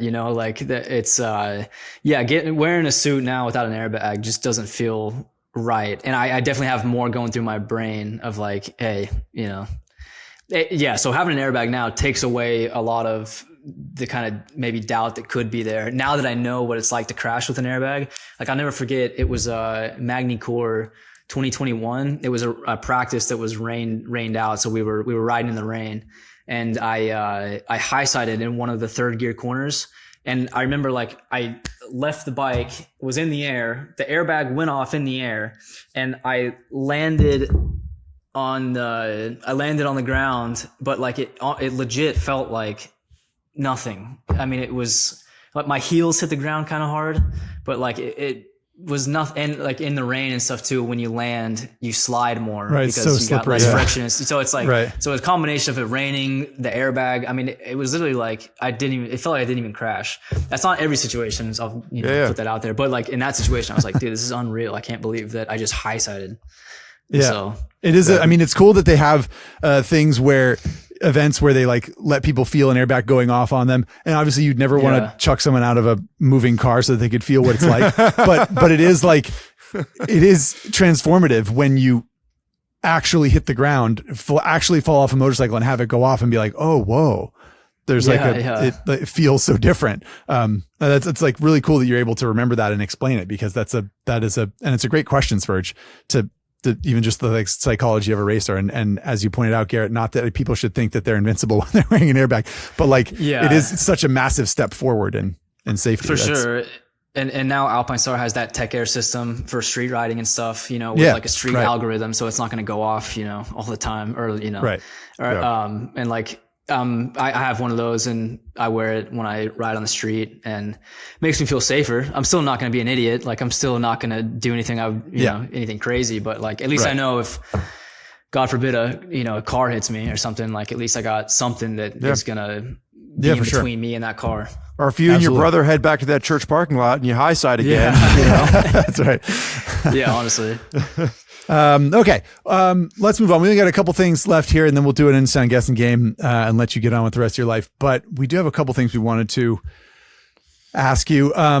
Episode 10 was about, the rise of Chinese motorcycles. And we talked about a few different ways that Chinese motorcycles are entering, the marketplace, specifically the US market, because that's what we're sort of most familiar with. Whether it's companies that are really just sort of hanging out their own shingle and making their own bikes in the same way that KTM or BMW or Honda does. And then other business models where they'll ship you a motorcycle in a crate from China. And there's no dealer network and there's no help or anything, but here you go. You can have a cheap motorcycle. There's a variety of things. I know that like CF Moto, for example, is a Chinese motorcycle company that we talked about a fair amount in that podcast. CF Moto is spending money on the World Championship side. I think they have a Moto 3 team that's not a CF Moto bike, but is a CF Moto sponsored bike, and there's CF Moto blasted all over the Moto 3 paddock. And I guess I'm curious if you have thought about Chinese motorcycles at all, and you think that that's something where that industry will creep into World Championship racing, or maybe even a Chinese bike will make its way into your garage. Do you have any thoughts on the subject? Yeah, I mean, there's well, I guess to start with, like, they are more price competitive. Yeah, I mean, they end up being cheaper in a lot of ways. You know, I don't really know about like reliability and stuff like that, but if it's gonna help people get into motorcycling, like I'm all about it. You know, if somebody can get a lower price point where they wouldn't normally buy a motorcycle, but now that it's in their price range, like I think that's awesome just to get more people on bikes. So I'm fully for it, you know, for that. But yeah, like in racing, there's QJ Motors that is a Chinese brand that's out there in the super sport class. Oh, that's right. This is 300. Super Sport 300, is that right? No, it's the middle. I don't know what they call it now. It's not really 600s anymore, but like the Super Sport 600 class, the middleweight. Okay, class gotcha. I didn't realize that. Right on. Okay. Championship. Yep. Yeah. So my team owner is actually in charge of that program. So like I actually kind of have a close view of gotcha. Okay. of everything. And I mean, from what I'm just relaying what my team owner says, he says he can't believe how quick they are to get things done. You know, like they needed it. They were having issues with the bike. The bike is heavy right now. And within like a month, they brought out a fully new chassis that was like, I don't know, close to 10 kilos lighter or something like that than the one that they started the year with. But like, it might not always be the right thing, but they're so quick at getting stuff done. Like, that sounds cool as somebody that likes to tinker and, try new stuff. So for the racing side, like that's cool for them, I guess. But, I mean, I think competition's better in general, you know? So if, there's more manufacturers that are producing quality stuff or good stuff or, it's going to push everybody else to make better stuff, be more price competitive, like all that. So I think that's not like necessarily a bad deal. Garrett, I know will I ever buy one? Probably not. Not anytime soon. I mean, I like my Japanese stuff. I like, German stuff. I don't know. So that's fair. Yeah. Well, I know you travel the world a lot more than Zach and I do. Do you see, when you're in different markets, when you're looking for a scooter to rent in a different country, do you see a lot more permeation of Chinese motorcycles in marketplaces around the world than you do in the US, just based on your anecdotal experiences? Yeah, for when it comes to like something I'm going to rent in a city, yeah, they're almost always like, if not a Chinese brand, like Chinese made, like I think Piaggio is the Piaggio group. Yeah. Is that they own Aprilia and stuff like that? Correct. Like, a lot of their scooters are made in China, if I'm not mistaken. So it's like, even though that's like a Italian brand, it's still made in China. From what I understand, the C400X that I had, the BMW scooter, that thing was made in China. It was like a Kimco. I could be wrong. So no, I think Kimco I think is Korean. Is that Korean? Okay. Maybe it's something. Else I think it might be Taiwan. Taiwanese. Okay. Anyway. But yeah, point being, they're globally sourced machines, whether they're branded as such or not, right? I think that's kind of what you're getting at. Yeah. I mean, if quality stays the same and price goes down, I think that's better for everybody.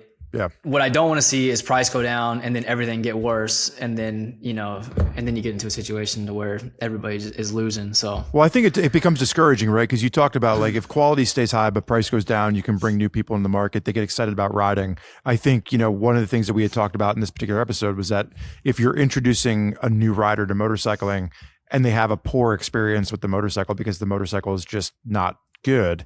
Then all of a sudden that person's like, well, I don't want to do this anymore. I want to go back to my Honda Civic and just, turn the air conditioning on and, pop a cassette deck, cassette tape in my deck. Yeah, how like the kids like to do. We're time. Well, no, the kids today they're coming back with tapes again. Coming back, it's true. Everything is old is new again. True. Anyway. No, that's true. That's true. I mean, I would think that you got to know when you buy something, like if you're buying something that's cheaper, you got to think there's a reason for it, So it's like if they did have a poor experience, you kind of got to put that on yourself. You got to self-reflect a little bit, I don't think we're living in a society where most kids are self-reflecting, Garrett. You might be giving people too much credit. It's easier to point the finger at somebody else. That is true. Well, I'm most excited about this one. I'm asking this question. All right. So you mentioned this is from episode 11. Episode 11 was our comments episode. And we basically spent the entire episode going through and answering questions from our audience. And we saved a question for you because we know that you like to ride your motorcycle on the street. And a few questions ago, you actually alluded to maybe having some run-ins with the law. So our question that came in from the audience was, I've wondered this for a while, and this question was originally directed at Zach and I. What is RevZilla's ticket policy? If you were Zach were to get a ticket, I've watched Daily Rider episodes multiple times in the podcast, where quote unquote top speed is mentioned. I've re-listened to the 100th episode, and Ari said something about setting the cruise control at 130 miles per hour in S1000 XR. Riding motorcycles, it's easy to go past the speed limit. What is the policy for a misunderstanding with a ticket? So I know this question was directed at Zach and I, and potentially Ari with the RevZilla side. But Garrett, what's the policy? First of all, have you ever gotten a ticket, and what's your fun story with a run-in with the law if you have one? So I've never gotten a motorcycle ticket ever. Okay. So I mean, knock on wood. Yeah, okay. But I got pulled over one time, and it's funny because I think it was actually right after I'd met you guys on Sunday at Coda 2 years ago. Oh, okay. So at Coda? No. So I was riding for BMW at the time, and I went to Coda in 2023 to do video stuff for them. And so I rode the M1000RR on the track, and did a video for them there. But anyway, as kind of a joke and kind of hey, I'm a BMW guy, I rode my BMW scooter from Houston to Austin for the race weekend. And so awesome. I rode it there. I did all the stuff I had to do during Coda. And then, I was there late on Sunday, and I rode back Sunday night, but super late. And so I was 20 miles from home at 1 a.m, Monday morning. And I'm not going 15 over in a 50. So I'm just trying to get home, you're in Texas. That's allowed, right? Yeah. No, that's what I would have thought, but when the lights came on, I thought maybe not. And so anyway, a cop pulled me over. But he was cool in the end. But I mean, it's 1 a.m. So I was like, hey, I'm sorry. I'm not trying to do anything crazy. I'm just trying to get home. I had a bag and everything tied to the back, and I had all this stuff with me, a backpack in between my legs, So he knew I was he knew I wasn't lying, and I'm on a damn scooter, so it's anyway. So he ended up letting me go, but that's the only run-in I've had. Did that conversation? Was it just sort of an apology and hey man, I'm just trying to get home thing, or did it come up that you're a professional racer and did you pull any strings? Did you try to throw anything at him or? No, I've never tried to pull that out because I'm scared that it's going to end up backfiring. And he's like, "Oh, you're a racer, so you like to go fast, So you're going to pay for that, I don't want it to come back and bite me. So I kind of just and I kind of learned that lesson when I took my motorcycle safety school. When I got my motorcycle license, I had brought up that I was a racer and stuff, thinking that it would help me to be to breeze through the course. And they made it so much harder for me. They made it tougher for me to pass because they're oh, you're a big motorcycle guy. You're big fancy motorcycle guy. Oh, yeah. How old were you when you did that? Were you racing Moto America, or were you racing AMA, whatever, Moto America at that time? Yeah. I think it was 2016, maybe 2016, 2017, something like that. And I rode to the class and back every day. And they were like, you can't do that. I'm like, it's fine. They're like, you're here to get your license. You can't ride to the. Yeah. Well, Garrett, I know one of the things that Zach and I were talking about, like I know with certain, and obviously you're in a very specific industry, but like with certain athletes, there's clauses in their contracts. They're not allowed to ride a motorcycle because they don't want them to be injured and they want them on the field on Sunday. You know, for yourself, like, do you have any rules about like riding on the street or like how you participate in motorsports when you're not on the racetrack? Is that anything that's ever come up for you as a professional athlete? Yeah, the biggest thing that I've always had an issue with or like a clause about is motocross. So like they just don't want us doing jumps and stuff. Obviously like it is dangerous. A lot of road race guys do get hurt on motocross bikes. So I get where it comes from, but I love riding motocross. And so, I end up talking to them about it, and it ends up being okay to where I do a lot of my riding during the winter months when there's not like a lot of racing going on. But that seems to be the biggest thing and they don't want me skateboarding and going to half pipes. And I mean, there's like clauses like that, but when it comes to riding, on the street, I've never had a clause that I can't ride on the street actually. So, okay. I mean, I think it kind of defeats the purpose too, because the whole idea behind racing, the reason why it exists is to sell bikes, that people ride on the street, really. I mean, so it's like, it kind of defeats the purpose if you're not going to do that, and so fair enough. Zach, how about you? Do you have a ticket story? Do you have any reckless riding that you got pulled over for? Have you ever crashed on the street? Have I ever crashed on the street? Yeah. I have. Oh yeah, definitely. Have you? So actually and I don't have any awesome ticket stories. Just to touch on that, I have, I've never had like, I've had in general, when I've been pulled over by a motorcycle cop on a motorcycle, I've had them be pretty reasonable, especially reasonable, because you're sort of like, there's a little bit of like, brotherly bond there. You're sort of like, okay, cool. And once they see that you're not a total jackwagon, that like, they're pretty cool in general. But I'll borrow a story that Ari has about getting pulled over. He got pulled over one time years and years ago, and the guy pulled him over, and he pulled his helmet off, and he was like, "Oh, you're Ari Henning from Motorcyclist Magazine. I've like followed your, and like, is this your project bike? I've been following the magazine. It was really cool." And Ari was like, "Oh, cool. This guy like knows who I am. Like he knows the bike, and he knows me, and he knows the magazine, and he knows what I'm doing here, and he knows this is my job." And at the end, the guy was like, "Anyway, here's your $450 ticket." Or whatever. And he was like, "What the like? I wouldn't have been so friendly to you if you ended up. I knew you were just going to burn me down in the end."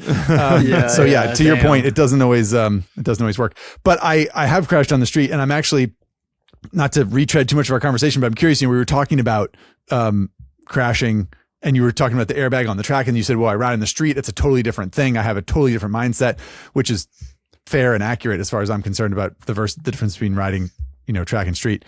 But what is your street crash story? He asked you first. He asked you first. So you tell us yours first, and then we'll get Garrett's. Which one do you want? I don't know. God, do I have one that's good? the most memorable one, or maybe. Embarrassing? Yeah, or embarrassing. The most embarrassing one, right? So. I had like a brake check crash one time where like I was riding with Ari and another former colleague of ours, and we got into like whatever. Someone like they jumped on the brakes in front of me, and then Ari got on the brakes, and then I didn't see him, and then I got on the brakes, and then I crashed, and the bike ended up in a ditch. It was really dumb. But I think what's that? Group rides. Did you say group rides? Yeah, exactly right. Yeah. You can't trust your friends. That's right. And I mean, that was a good lesson in, I think we talked about it on the podcast before. That was a good lesson in sort of like, if you have people behind you and you see the turn you're supposed to make, like don't freaking slam on the brakes. Like just miss the turn. Do your turn to like, take your time, take a breath, don't do whatever. That one's pretty embarrassing. I mean, the worst street crash I've had, I think, was actually a rear end incident where like this is a little bit anticlimactic, but I'm pretty sure someone cut in front of me and then it got on the brakes, and then I couldn't stop. But I don't remember, sadly, because I rang my bell pretty good.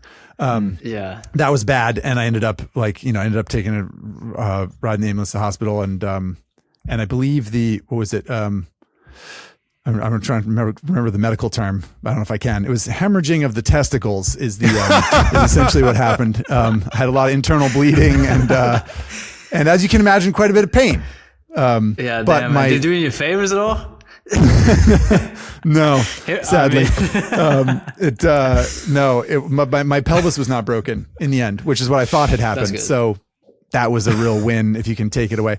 But yeah, all years of friendship, I never know you ruptured your testicles. That's crazy. No, not ruptured, hemorrhaging, internal bleeding. I think it was and based on the color that they turned, I think that the internal bleeding was an accurate diagnosis. Anyway, Yikes. What about you, Garrett? What's your street crash story? And yeah, does it pertain to the previous conversation we had? Yeah, well, I mean, mine's embarrassing. Like, it was during COVID, good. And I had that damn BMW scooter. So I had the scooter, and I thought racing was over. Like, I thought COVID was going to bring the end to racing. I thought everything was kind of like it was all weird, you know. Like they cut the championship off to where I didn't think we were going to have a championship for that year. And so like, if there's no championship, I'm not getting paid. I ended up getting a job, and during COVID, and so like I had to ride. I was riding to work every day, you know, and so I left early one morning. It was like 45 degrees outside, and I'm like, there's a light at the end of my neighborhood that's always red, and this is the one time that it was still green. And so I was trying to make the light where I have to take a right. So relatable. Yeah. You know, because like there's always so many cars going, you have to wait forever to take a right. And so anyway, so like the thing's green, I'm like, I'm gonna make it, and then it goes yellow right as I'm coming up to it, but like still a ways back, you know. And so it's cold outside, you know. I just fired the thing up, and I've ridden maybe a mile down the street. Brake hard. I go into the corner, and like it kind of rains, but not rains. So there was like a strip of water that was coming out into the intersection. So cold tires, a strip of like moist asphalt that was out into the intersection. And there was a motorcycle dude that was waiting at the light to go. Right. And so like, I'm like, the tires have always been fine on that thing. Like I kind of, you know, they always have grip. And so I wasn't super concerned. So I brake hard, you know, I start going into the corner. I see the motorcycle guy, and I give him you gave him a wave, one hand off the bar. Okay. Yeah, a wave. And as I give him the wave, I like go to put my hand back on the bar, and I go over that water, and I lose the front on that water on a yellow, now red light. Oh no. And I end up spinning out into the intersection. And I mean, I didn't let go of the handlebars, but I've never picked up a bike so fast in my life. Like, I mean, before I'm even like stopped sliding, I pick the thing up and I, you know, restart. Wave at him again. You're like, I'm good. Yeah. Well, what happened is that I was stuck at the light at the next intersection right down the road. And the dude caught up to me, and like, you can't split lanes, like I said. So it's like, he caught up to me, and I'm just sitting there, you know, with my tail tucked and stuff. And I was only wearing jeans and a sweatshirt, by the way. So I mean, like, and like some motocross gloves. So I did not have the right gear on, but like I was all fine, luckily. But he comes up to me and he's like, dude, like, something to the effect of like, man, I really think you should like take a motorcycle safety school, so that, you know, like, cause he just like, you know, saw me as somebody that didn't know what the hell I was doing. That's and great. I fully capitulated. I was like, all right, yeah, 100%. Like, can you give me a place to go? Like, give me a name or something. Oh my and the God. light turned green. I took off. Oh, it's so funny. There's nothing worse than crashing in front of other motorcyclists. I was at I think it was the launch for when Triumph introduced the Scrambler 1200, and we were in Portugal, and they gathered everybody around because it was raining. It was like 8 o'clock in the morning. It was raining, and they gathered everybody in the front parking lot. And they're like, "Listen, the roads in Portugal are like ice when it rains. Everybody, we're just going to keep the pace low. We're going to take it easy until the rain stops, and nobody's going to get hurt." And everybody's like, "Yeah, sure, absolutely."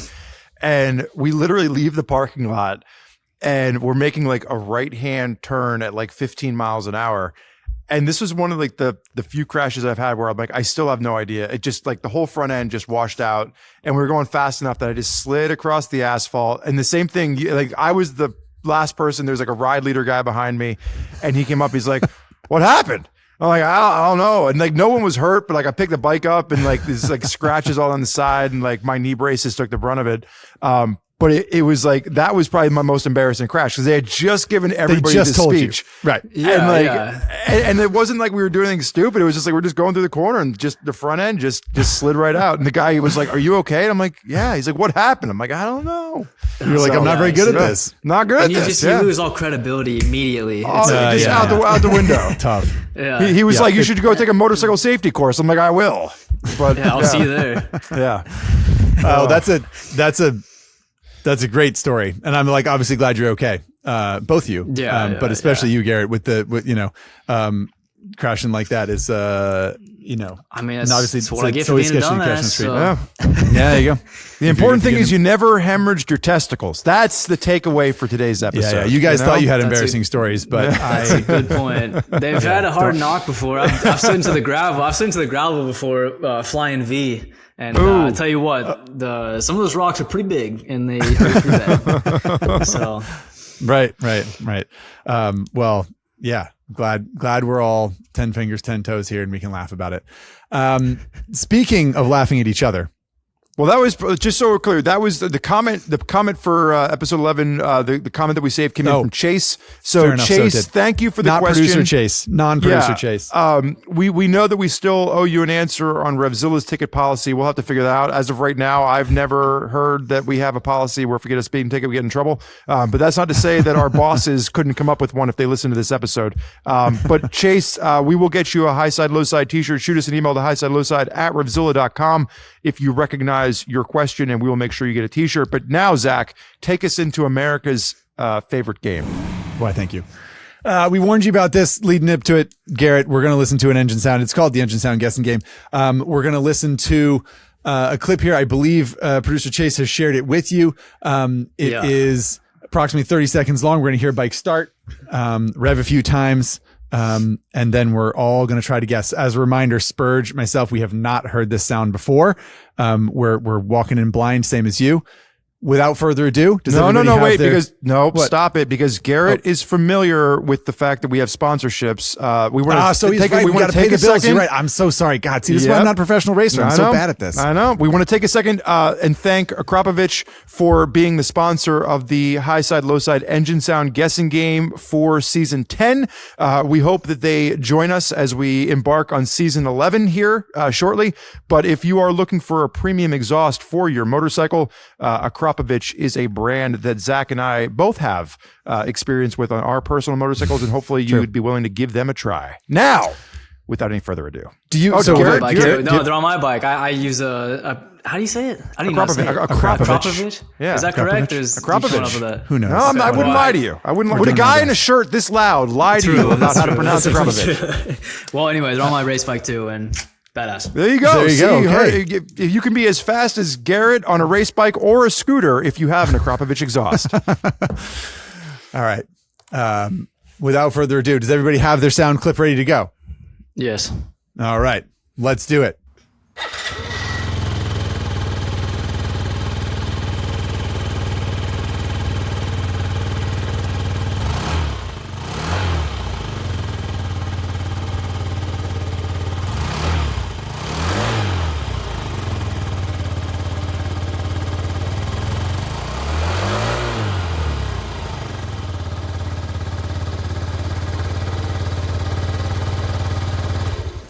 Okay. All right. I think I was wrong with my first analysis. That was off. I think that was off camera, so no one has to know. Yeah, no one has to know you cheated. Guest honors, Garrett. You get the first, or it's not even guest honors. Actually, it's guest curse. You have to go first and tell everyone what you think it is, and then everyone else can. Let's start with. We're going to have some hints for you. So yeah, fair enough. Do you have an idea of how many cylinders you're hearing? I thought it was 2, but it one cylinder. I'm pretty confident. One cylinder. Zach, I like that what you're hearing? Yes, I hear one cylinder. Yeah. Okay. I think it's air cooled. It might be air cooled. Air cooled. Okay. Maybe. Wow. Yep. That's Spurg. You hear anything different? I'm not going to go against you two. I do not hear. Did you hear a twin too? And you're sort of like, no, like I do not hear multiple cylinders. I could potentially, like if it was like a 360 crank P twin or something like that, but like I'm pretty sure it sounds kind of like single cylindery. So what about displacement, Garrett? You thinking big single, small single, air cooled? Maybe it sort of suggests you might be thinking something smaller. I'm gonna say like roughly 300 cc, maybe. Okay. Right down the middle. That's good. Right down the middle solves the riddle. Spurg, anything? No. Further contributions? It sounds small in displacement to me. Yeah, and it doesn't sound like it's a 650. I'm not hearing like Honda XR. I'm not hearing KLR. It's smaller. Okay. Zach?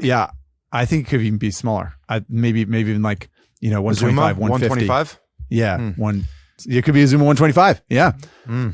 Okay. All right. So Garrett, producer Chase. Garrett's got a lot of experience with the Zuma 125. All right. The first hint. So this is going to be hint number 1 for the 3 of us. Hint number 1. It is 50 cc's. 50 cc's. I'm so far. cc's. What's wrong with me, man? Damn. Oh, man. 50. Okay. Well, so it's not a Zuma 125. Let's take a second for the audience. Let's play it one more time. We're all going to listen one more time, and then we will take another round of guessing. Okay. Off we go.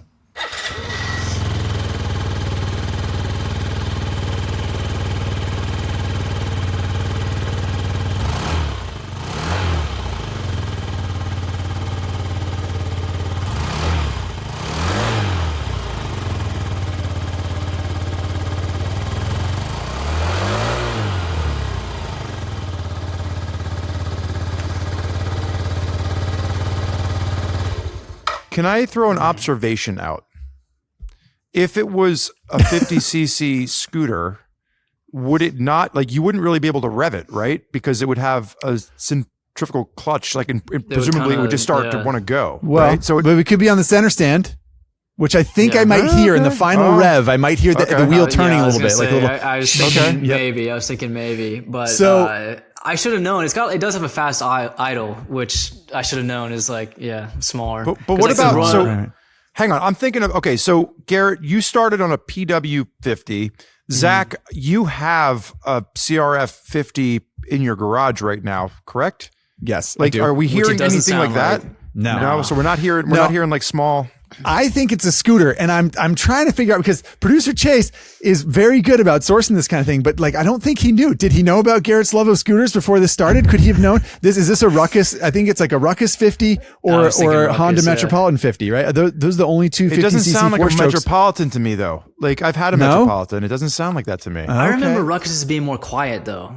Yeah, like that sounds. That's got like a thump to it. This has like a throaty sound. Maybe there's a Krapovich exhaust on a Honda Metropolitan, and we're all fooled. Well, I got it. I'm like Ruckus. So I thought genuinely when I heard it, I was like, oh, it could be Zuma 125. And then obviously 50 cc's blew that out of the water. I was way off on the size of the engine. I'm like Honda Ruckus 50 is I think that's where I'm at right now. Okay. Can anybody dismantle my logic? Hang on. We have one more hint. I'm thinking Italian. Hang on. We have a hint. Oh my gosh. So we're gonna get one more hint, and then everybody's gonna get a final guess. I do want to just reiterate, like, producer Chase is a wily he is character, so wily, and he does his research. So, hint number 2 for the audience: this engine, not motorcycle, this engine is the little brother of Garrett's, and this part is in quotes, of Garrett's first street bike. So this engine is the little brother of Garrett's first street bike. Okay. Wait a second. Wait, is this did he just write that? Or No, this is before. This is before. So he did, you must have talked about, like, when I say this, like, producer Chase has probably spent hours listening to other podcasts that you've been on, reading interviews, because, like, he researches the shit out of our guests to try and bring it back around. That's crazy. All right. What was your first street bike? Yeah. I think I said it, Zuma 125. It's the first thing I was like riding around on the street, at least. I'm trying to think of... So what would be the little brother of a Zuma 125? Is there a Zuma 50? Is there a four-stroke Zuma 50? I think there was a four-stroke Zuma 50. They go like 35 miles an hour. I don't know why anybody buys them. And that's coming from a scooter guy. I don't remember... I don't know. Maybe. Zach's looking up pictures. He has that. For those of you listening, whenever Zach has this look of wonder on his face, his jaw gets a little slack. You can tell that he's just looking up photos on the internet. That's the only thing that it can be. So I know that, like, that's the only thing. There was a Zuma 50 that was a 2-stroke, but this is obviously not a 2-stroke. We can all hear that. It's a 4-stroke. Yeah. And so there was a Zuma 54 stroke. There was. Okay. I didn't know that, but that's got to be it. That's got to be it's got to be it. Yeah. That's got to be all right. Well, here is the answer for the audience listening. No. Unless this was just title something else. The answer is a 2009 Yamaha C3. Wait, producer Chase is throwing his hands up in the air. What the heck is that?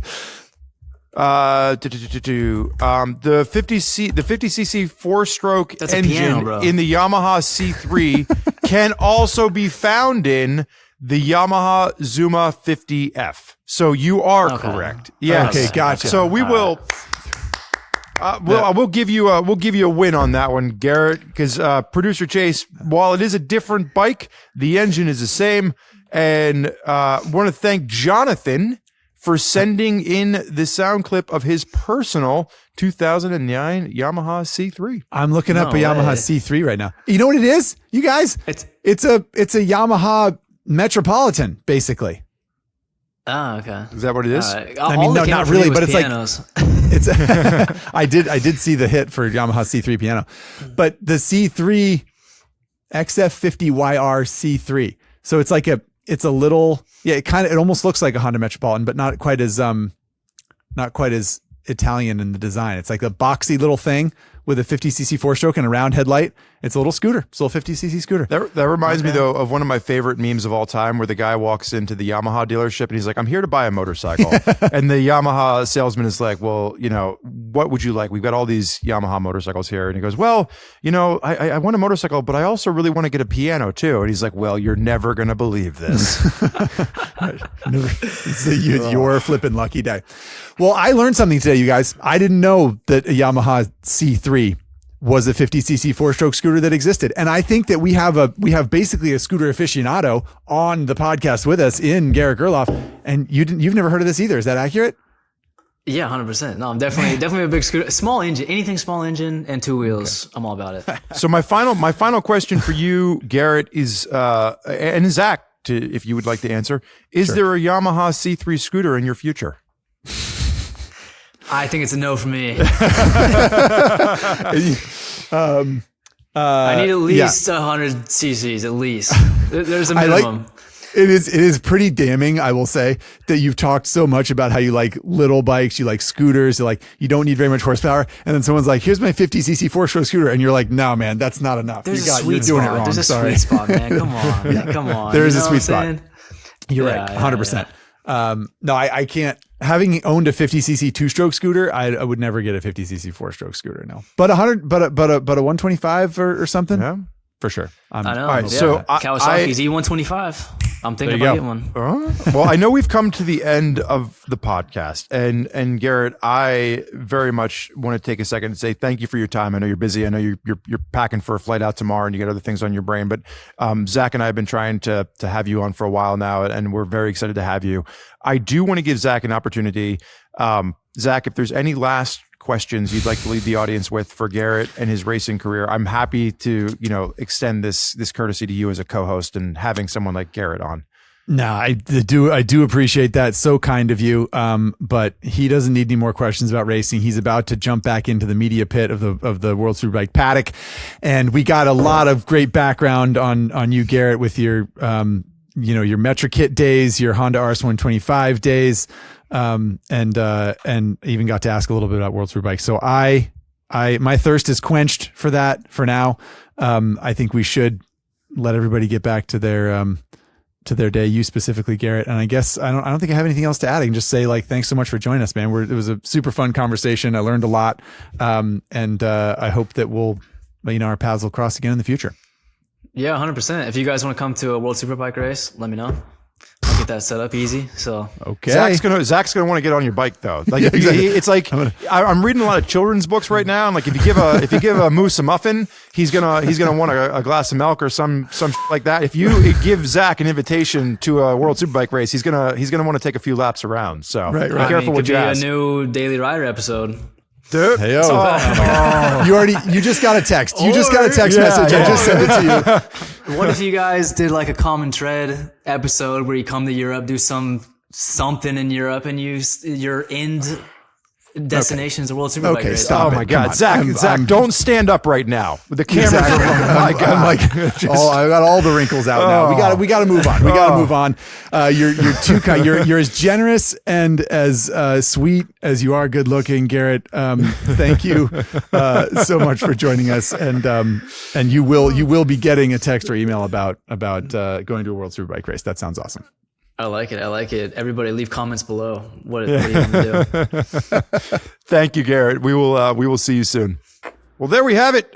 Garrett Gerloff, just a genuinely nice guy. Whether you are into motorcycle racing or not, hopefully you enjoyed that conversation, and hopefully you got a few laughs, because we definitely got a few laughs. Yeah, he's a good egg, man. He seems like a good guy with a good heart and is interested in cool stuff, and it's rad to like as a fan of World Championship racing, it's like really fun for me to have someone I feel like I can root for. And it sounds like he might let you ride his motorcycle if you ask nicely. Yeah, he's probably going to get an email or a text about that whole like, do you want to come to the paddock and do a daily rider on a World Superbike? Yeah, I probably do. Stop offering our motorcycle to this guy that couldn't even cut it in the 125 class when he was a kid. Oh my God. Anyway, but yeah, a big thank you to Garrett for taking the time to talk to us. That was super fun, and with any luck, we'll get his face and his voice back on the pod at some point. Spurgio, what do we got left to do? I'm assuming you're rooting for Kawasaki now, right? Like you're team green all the way. You know, you have to say that publicly to get out there on that bike. I'm team Garrett Gerloff. Oh, I see. To ride the bike. Yeah. No, the ZX10's always been my favorite bike. Officially. All right, we are now going to give away a T-shirt. We are not gonna do a comment, because we did the comment Chase when we were asking Garrett if he's gotten any speeding tickets. We got some answers there. So Chase already got a T-shirt. But for those of you out there leaving us an Apple Podcast review, we do thank you. As a reminder, we are very cognizant of our Spotify audience as well. We are checking the comments on Spotify. But this winner, bus driver Jeff, did come in from an Apple Podcast review. So please, it still benefits us in the podcast. If you have an opportunity to leave an Apple Podcast review, especially a favorable one, we would very much appreciate it. But bus driver Jeff is the winner today. Zachary, what did bus driver Jeff have to say? Bus driver Jeff says, and I quote, "Please do an engine sound guessing game compilation. It would provide lots of fun for bikers getting together, drinking beer, partying, and stuff. Come on, make it happen." So I think what bus driver Jeff here is saying is just take all the engine sound guessing game clips, all the audio clips we have, and just like stack it all together so that it's like one big party game where people can sit around and try to guess what the engine is. And there'd be 12 per season. And I don't think it's that bad an idea, Jeff. Especially if you're doing it with your Highside, Lowside engine sound, or not the engine sound, the drinking game T-shirt. If you're out there drinking beer with your buddies, you gotta be wearing a drinking game T-shirt, which you've just won the T-shirt, bus driver Jeff. You just need to send us your address and shirt size to Highside, Lowside at RevZilla.com. In addition to trying to make your dreams happen, we're also looking for other ideas to fill the void in between season 10 wrapping up and season 11. We've got some other ideas. Maybe we resurface some older episodes. Maybe we stick together some engine sounds for you to listen to in the off season. But we're probably going to try and put some additional ancillary content out there for you. So if you do have any ideas to what you would want to hear from Highside, Lowside in the 6 to 8 week absence before we return towards the end of October, let us know. It's always good to hear from our audience in the off season. And you can leave a comment on YouTube. You can shoot an email to Highside at RevZilla.com, or if you're over there on Spotify, you can leave us a comment there. And as always, please, if you have not shared your love of Highside, Lowside with one of your riding buddies, please pass along the podcast to people you know. One of the easiest ways for our podcast audience to grow is for you, the audience that listens, to share the podcast with people that enjoy motorcycling. That's right. Well said, Spurgio. Thank you, bus driver Jeff, for your podcast review and your creative feedback. It's I'm laughing, but it's actually great to hear what people want. from this pod and from the media that we release, because that's, I feel like, how we get better. Zach, we've come to the end of another season of Highside, Lowside. And what we like to do at the end of every episode is do a little reflection on the episode. And I will say to you, do you have any key takeaways from either this episode that you'd like to pontificate on, or perhaps any takeaways from the season as a whole? Gosh, because a lot of this episode was a retread of the whole season that we did. I'm trying to think about anything really specific. I think that my favorite piece from this whole episode was that story about Garrett crashing on his cold tire scooter and then having the guy on the motorcycle say like, "Hey man, you should really take like a riding course or something." And he was even being a world superbike racer, was humble enough to be like, "Yeah, you're probably right. Can you give me a name of a riding school?" And I think that's a funny story and a fun story and everything. But the big takeaway for me there is goes back to another answer that Garrett gave, which is about the cross training thing and how, he might ride a trials bike around at 5 miles an hour and work on clutch control. He's a world superbike racer. He doesn't even use the clutch when he's riding his world superbike, and he's certainly not riding around at 5 miles an hour. He's going much, much faster than that. So what do you learn? Well, you learn something every time you get on a bike. And I think I really liked, those two kind of stories and anecdotes and takeaways from Garrett's time with us today really reminded me that if you have your head screwed on straight, which I think he does, it doesn't matter how good a rider you are, you're always learning stuff, and that's like a good thing for us to take away. I think at the end of a season when we won't be in your ear for quite as long, you have the fall of 2025 here to go out and enjoy riding your motorcycle, and hopefully you'll take that opportunity to try something, or at least when you're on the bike, take in new information and learn something. What about you, Spurjo? Any big takeaways here? It's interesting. I'm actually just going back and like you're looking at some of the questions that we had asked Garrett, and then how that relates back to the seasons. And it's always interesting to me when we come to the end of a season, because time moves fast and it's weird. And like, even when we were starting this episode, we were talking about the fact that like, we haven't sat down to record an episode in over 4 weeks, right? Because of the way that we record them and then they release. Yep. And we've gotten to talk to a lot of really cool people this season. We've had some really interesting guests on, and this is still one of my favorite parts of the job. And the time always just kind of flies. And then you go back and people sometimes will ask, like, do you go back and re-listen to episodes? And I listen to them usually once as like we review them before they go out, but before they release. I'm always impressed at like how you'll say something and I'll laugh and we can kind of crack each other up. It's a very natural experience, and I'm really fortunate that we get to do this. I think what I would like to leave the audience with, if you would be so willing, yes, is we had talked to Garrett about, motorcycle superstitions, and in pre-production, you were telling a story that we all got a laugh out of. And I'm thinking back to all the times I laugh when I listen to your stories. And I'm wondering if you would be willing to share with the audience a time when a younger Zach Kortz was interviewing a racer, and he told a story about his superstition, and it maybe some people that were listening were like, "Oh man, I wish you wouldn't have told that story," but you actually found it enjoyable. That's fun. I do love that story. So thank you for teeing me up, Spurge. I appreciate that. I went to Circuit of the Americas in 2013, I think it was. Is that right? Gosh, when before the first MotoGP at Circuit of the Americas had ever taken place, and there was a private test with the factory Yamaha team and the factory Honda team, and maybe like a satellite Honda team or something like that. And they were there to test the circuit to make sure it was okay. And obviously they used that as an opportunity to test the bike and get to know the circuit a little bit. And I interviewed one Marc Marquez before he had ever taken part in a MotoGP race, which is a cool opportunity, especially in retrospect, considering, he was already an amazing talent at that point, and everyone in MotoGP was looking at him thinking they were worried because he was obviously so good. But it was before he had ever taken a green flag in MotoGP. And I asked him the question about superstitions. I said, do you have any superstitions? And he said, oh, not really. No. Well, I do. I wear blue underwear on Friday and Saturday, and then I wear red underwear on Sunday.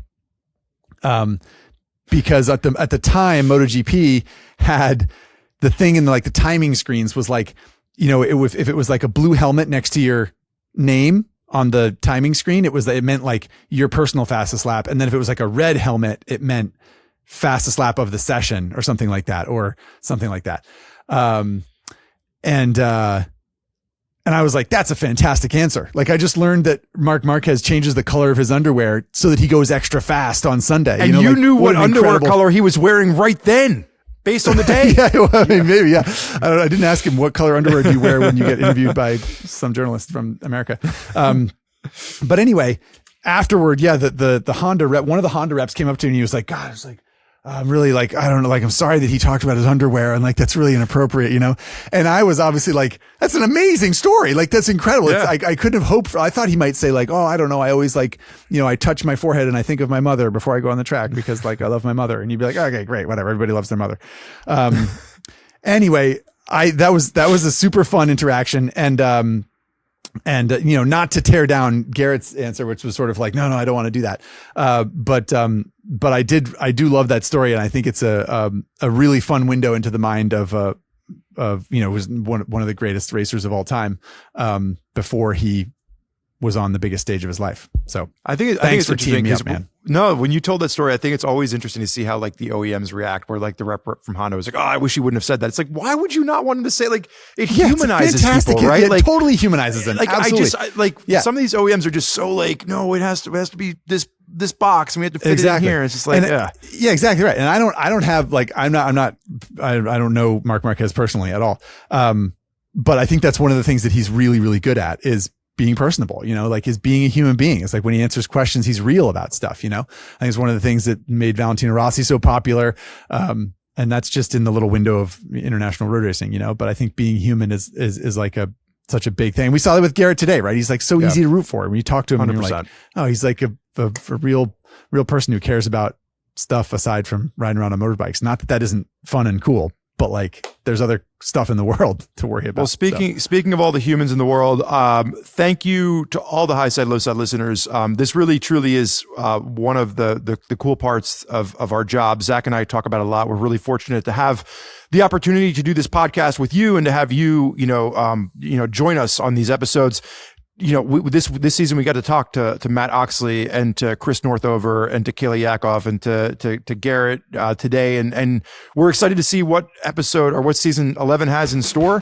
We will be back within the next 6 to 8 weeks, and in the meantime, if you've got some suggestions for us for season 11, shoot us an email to highside@RevZilla.com, and we cannot wait to see what is next for this podcast. See you, everybody.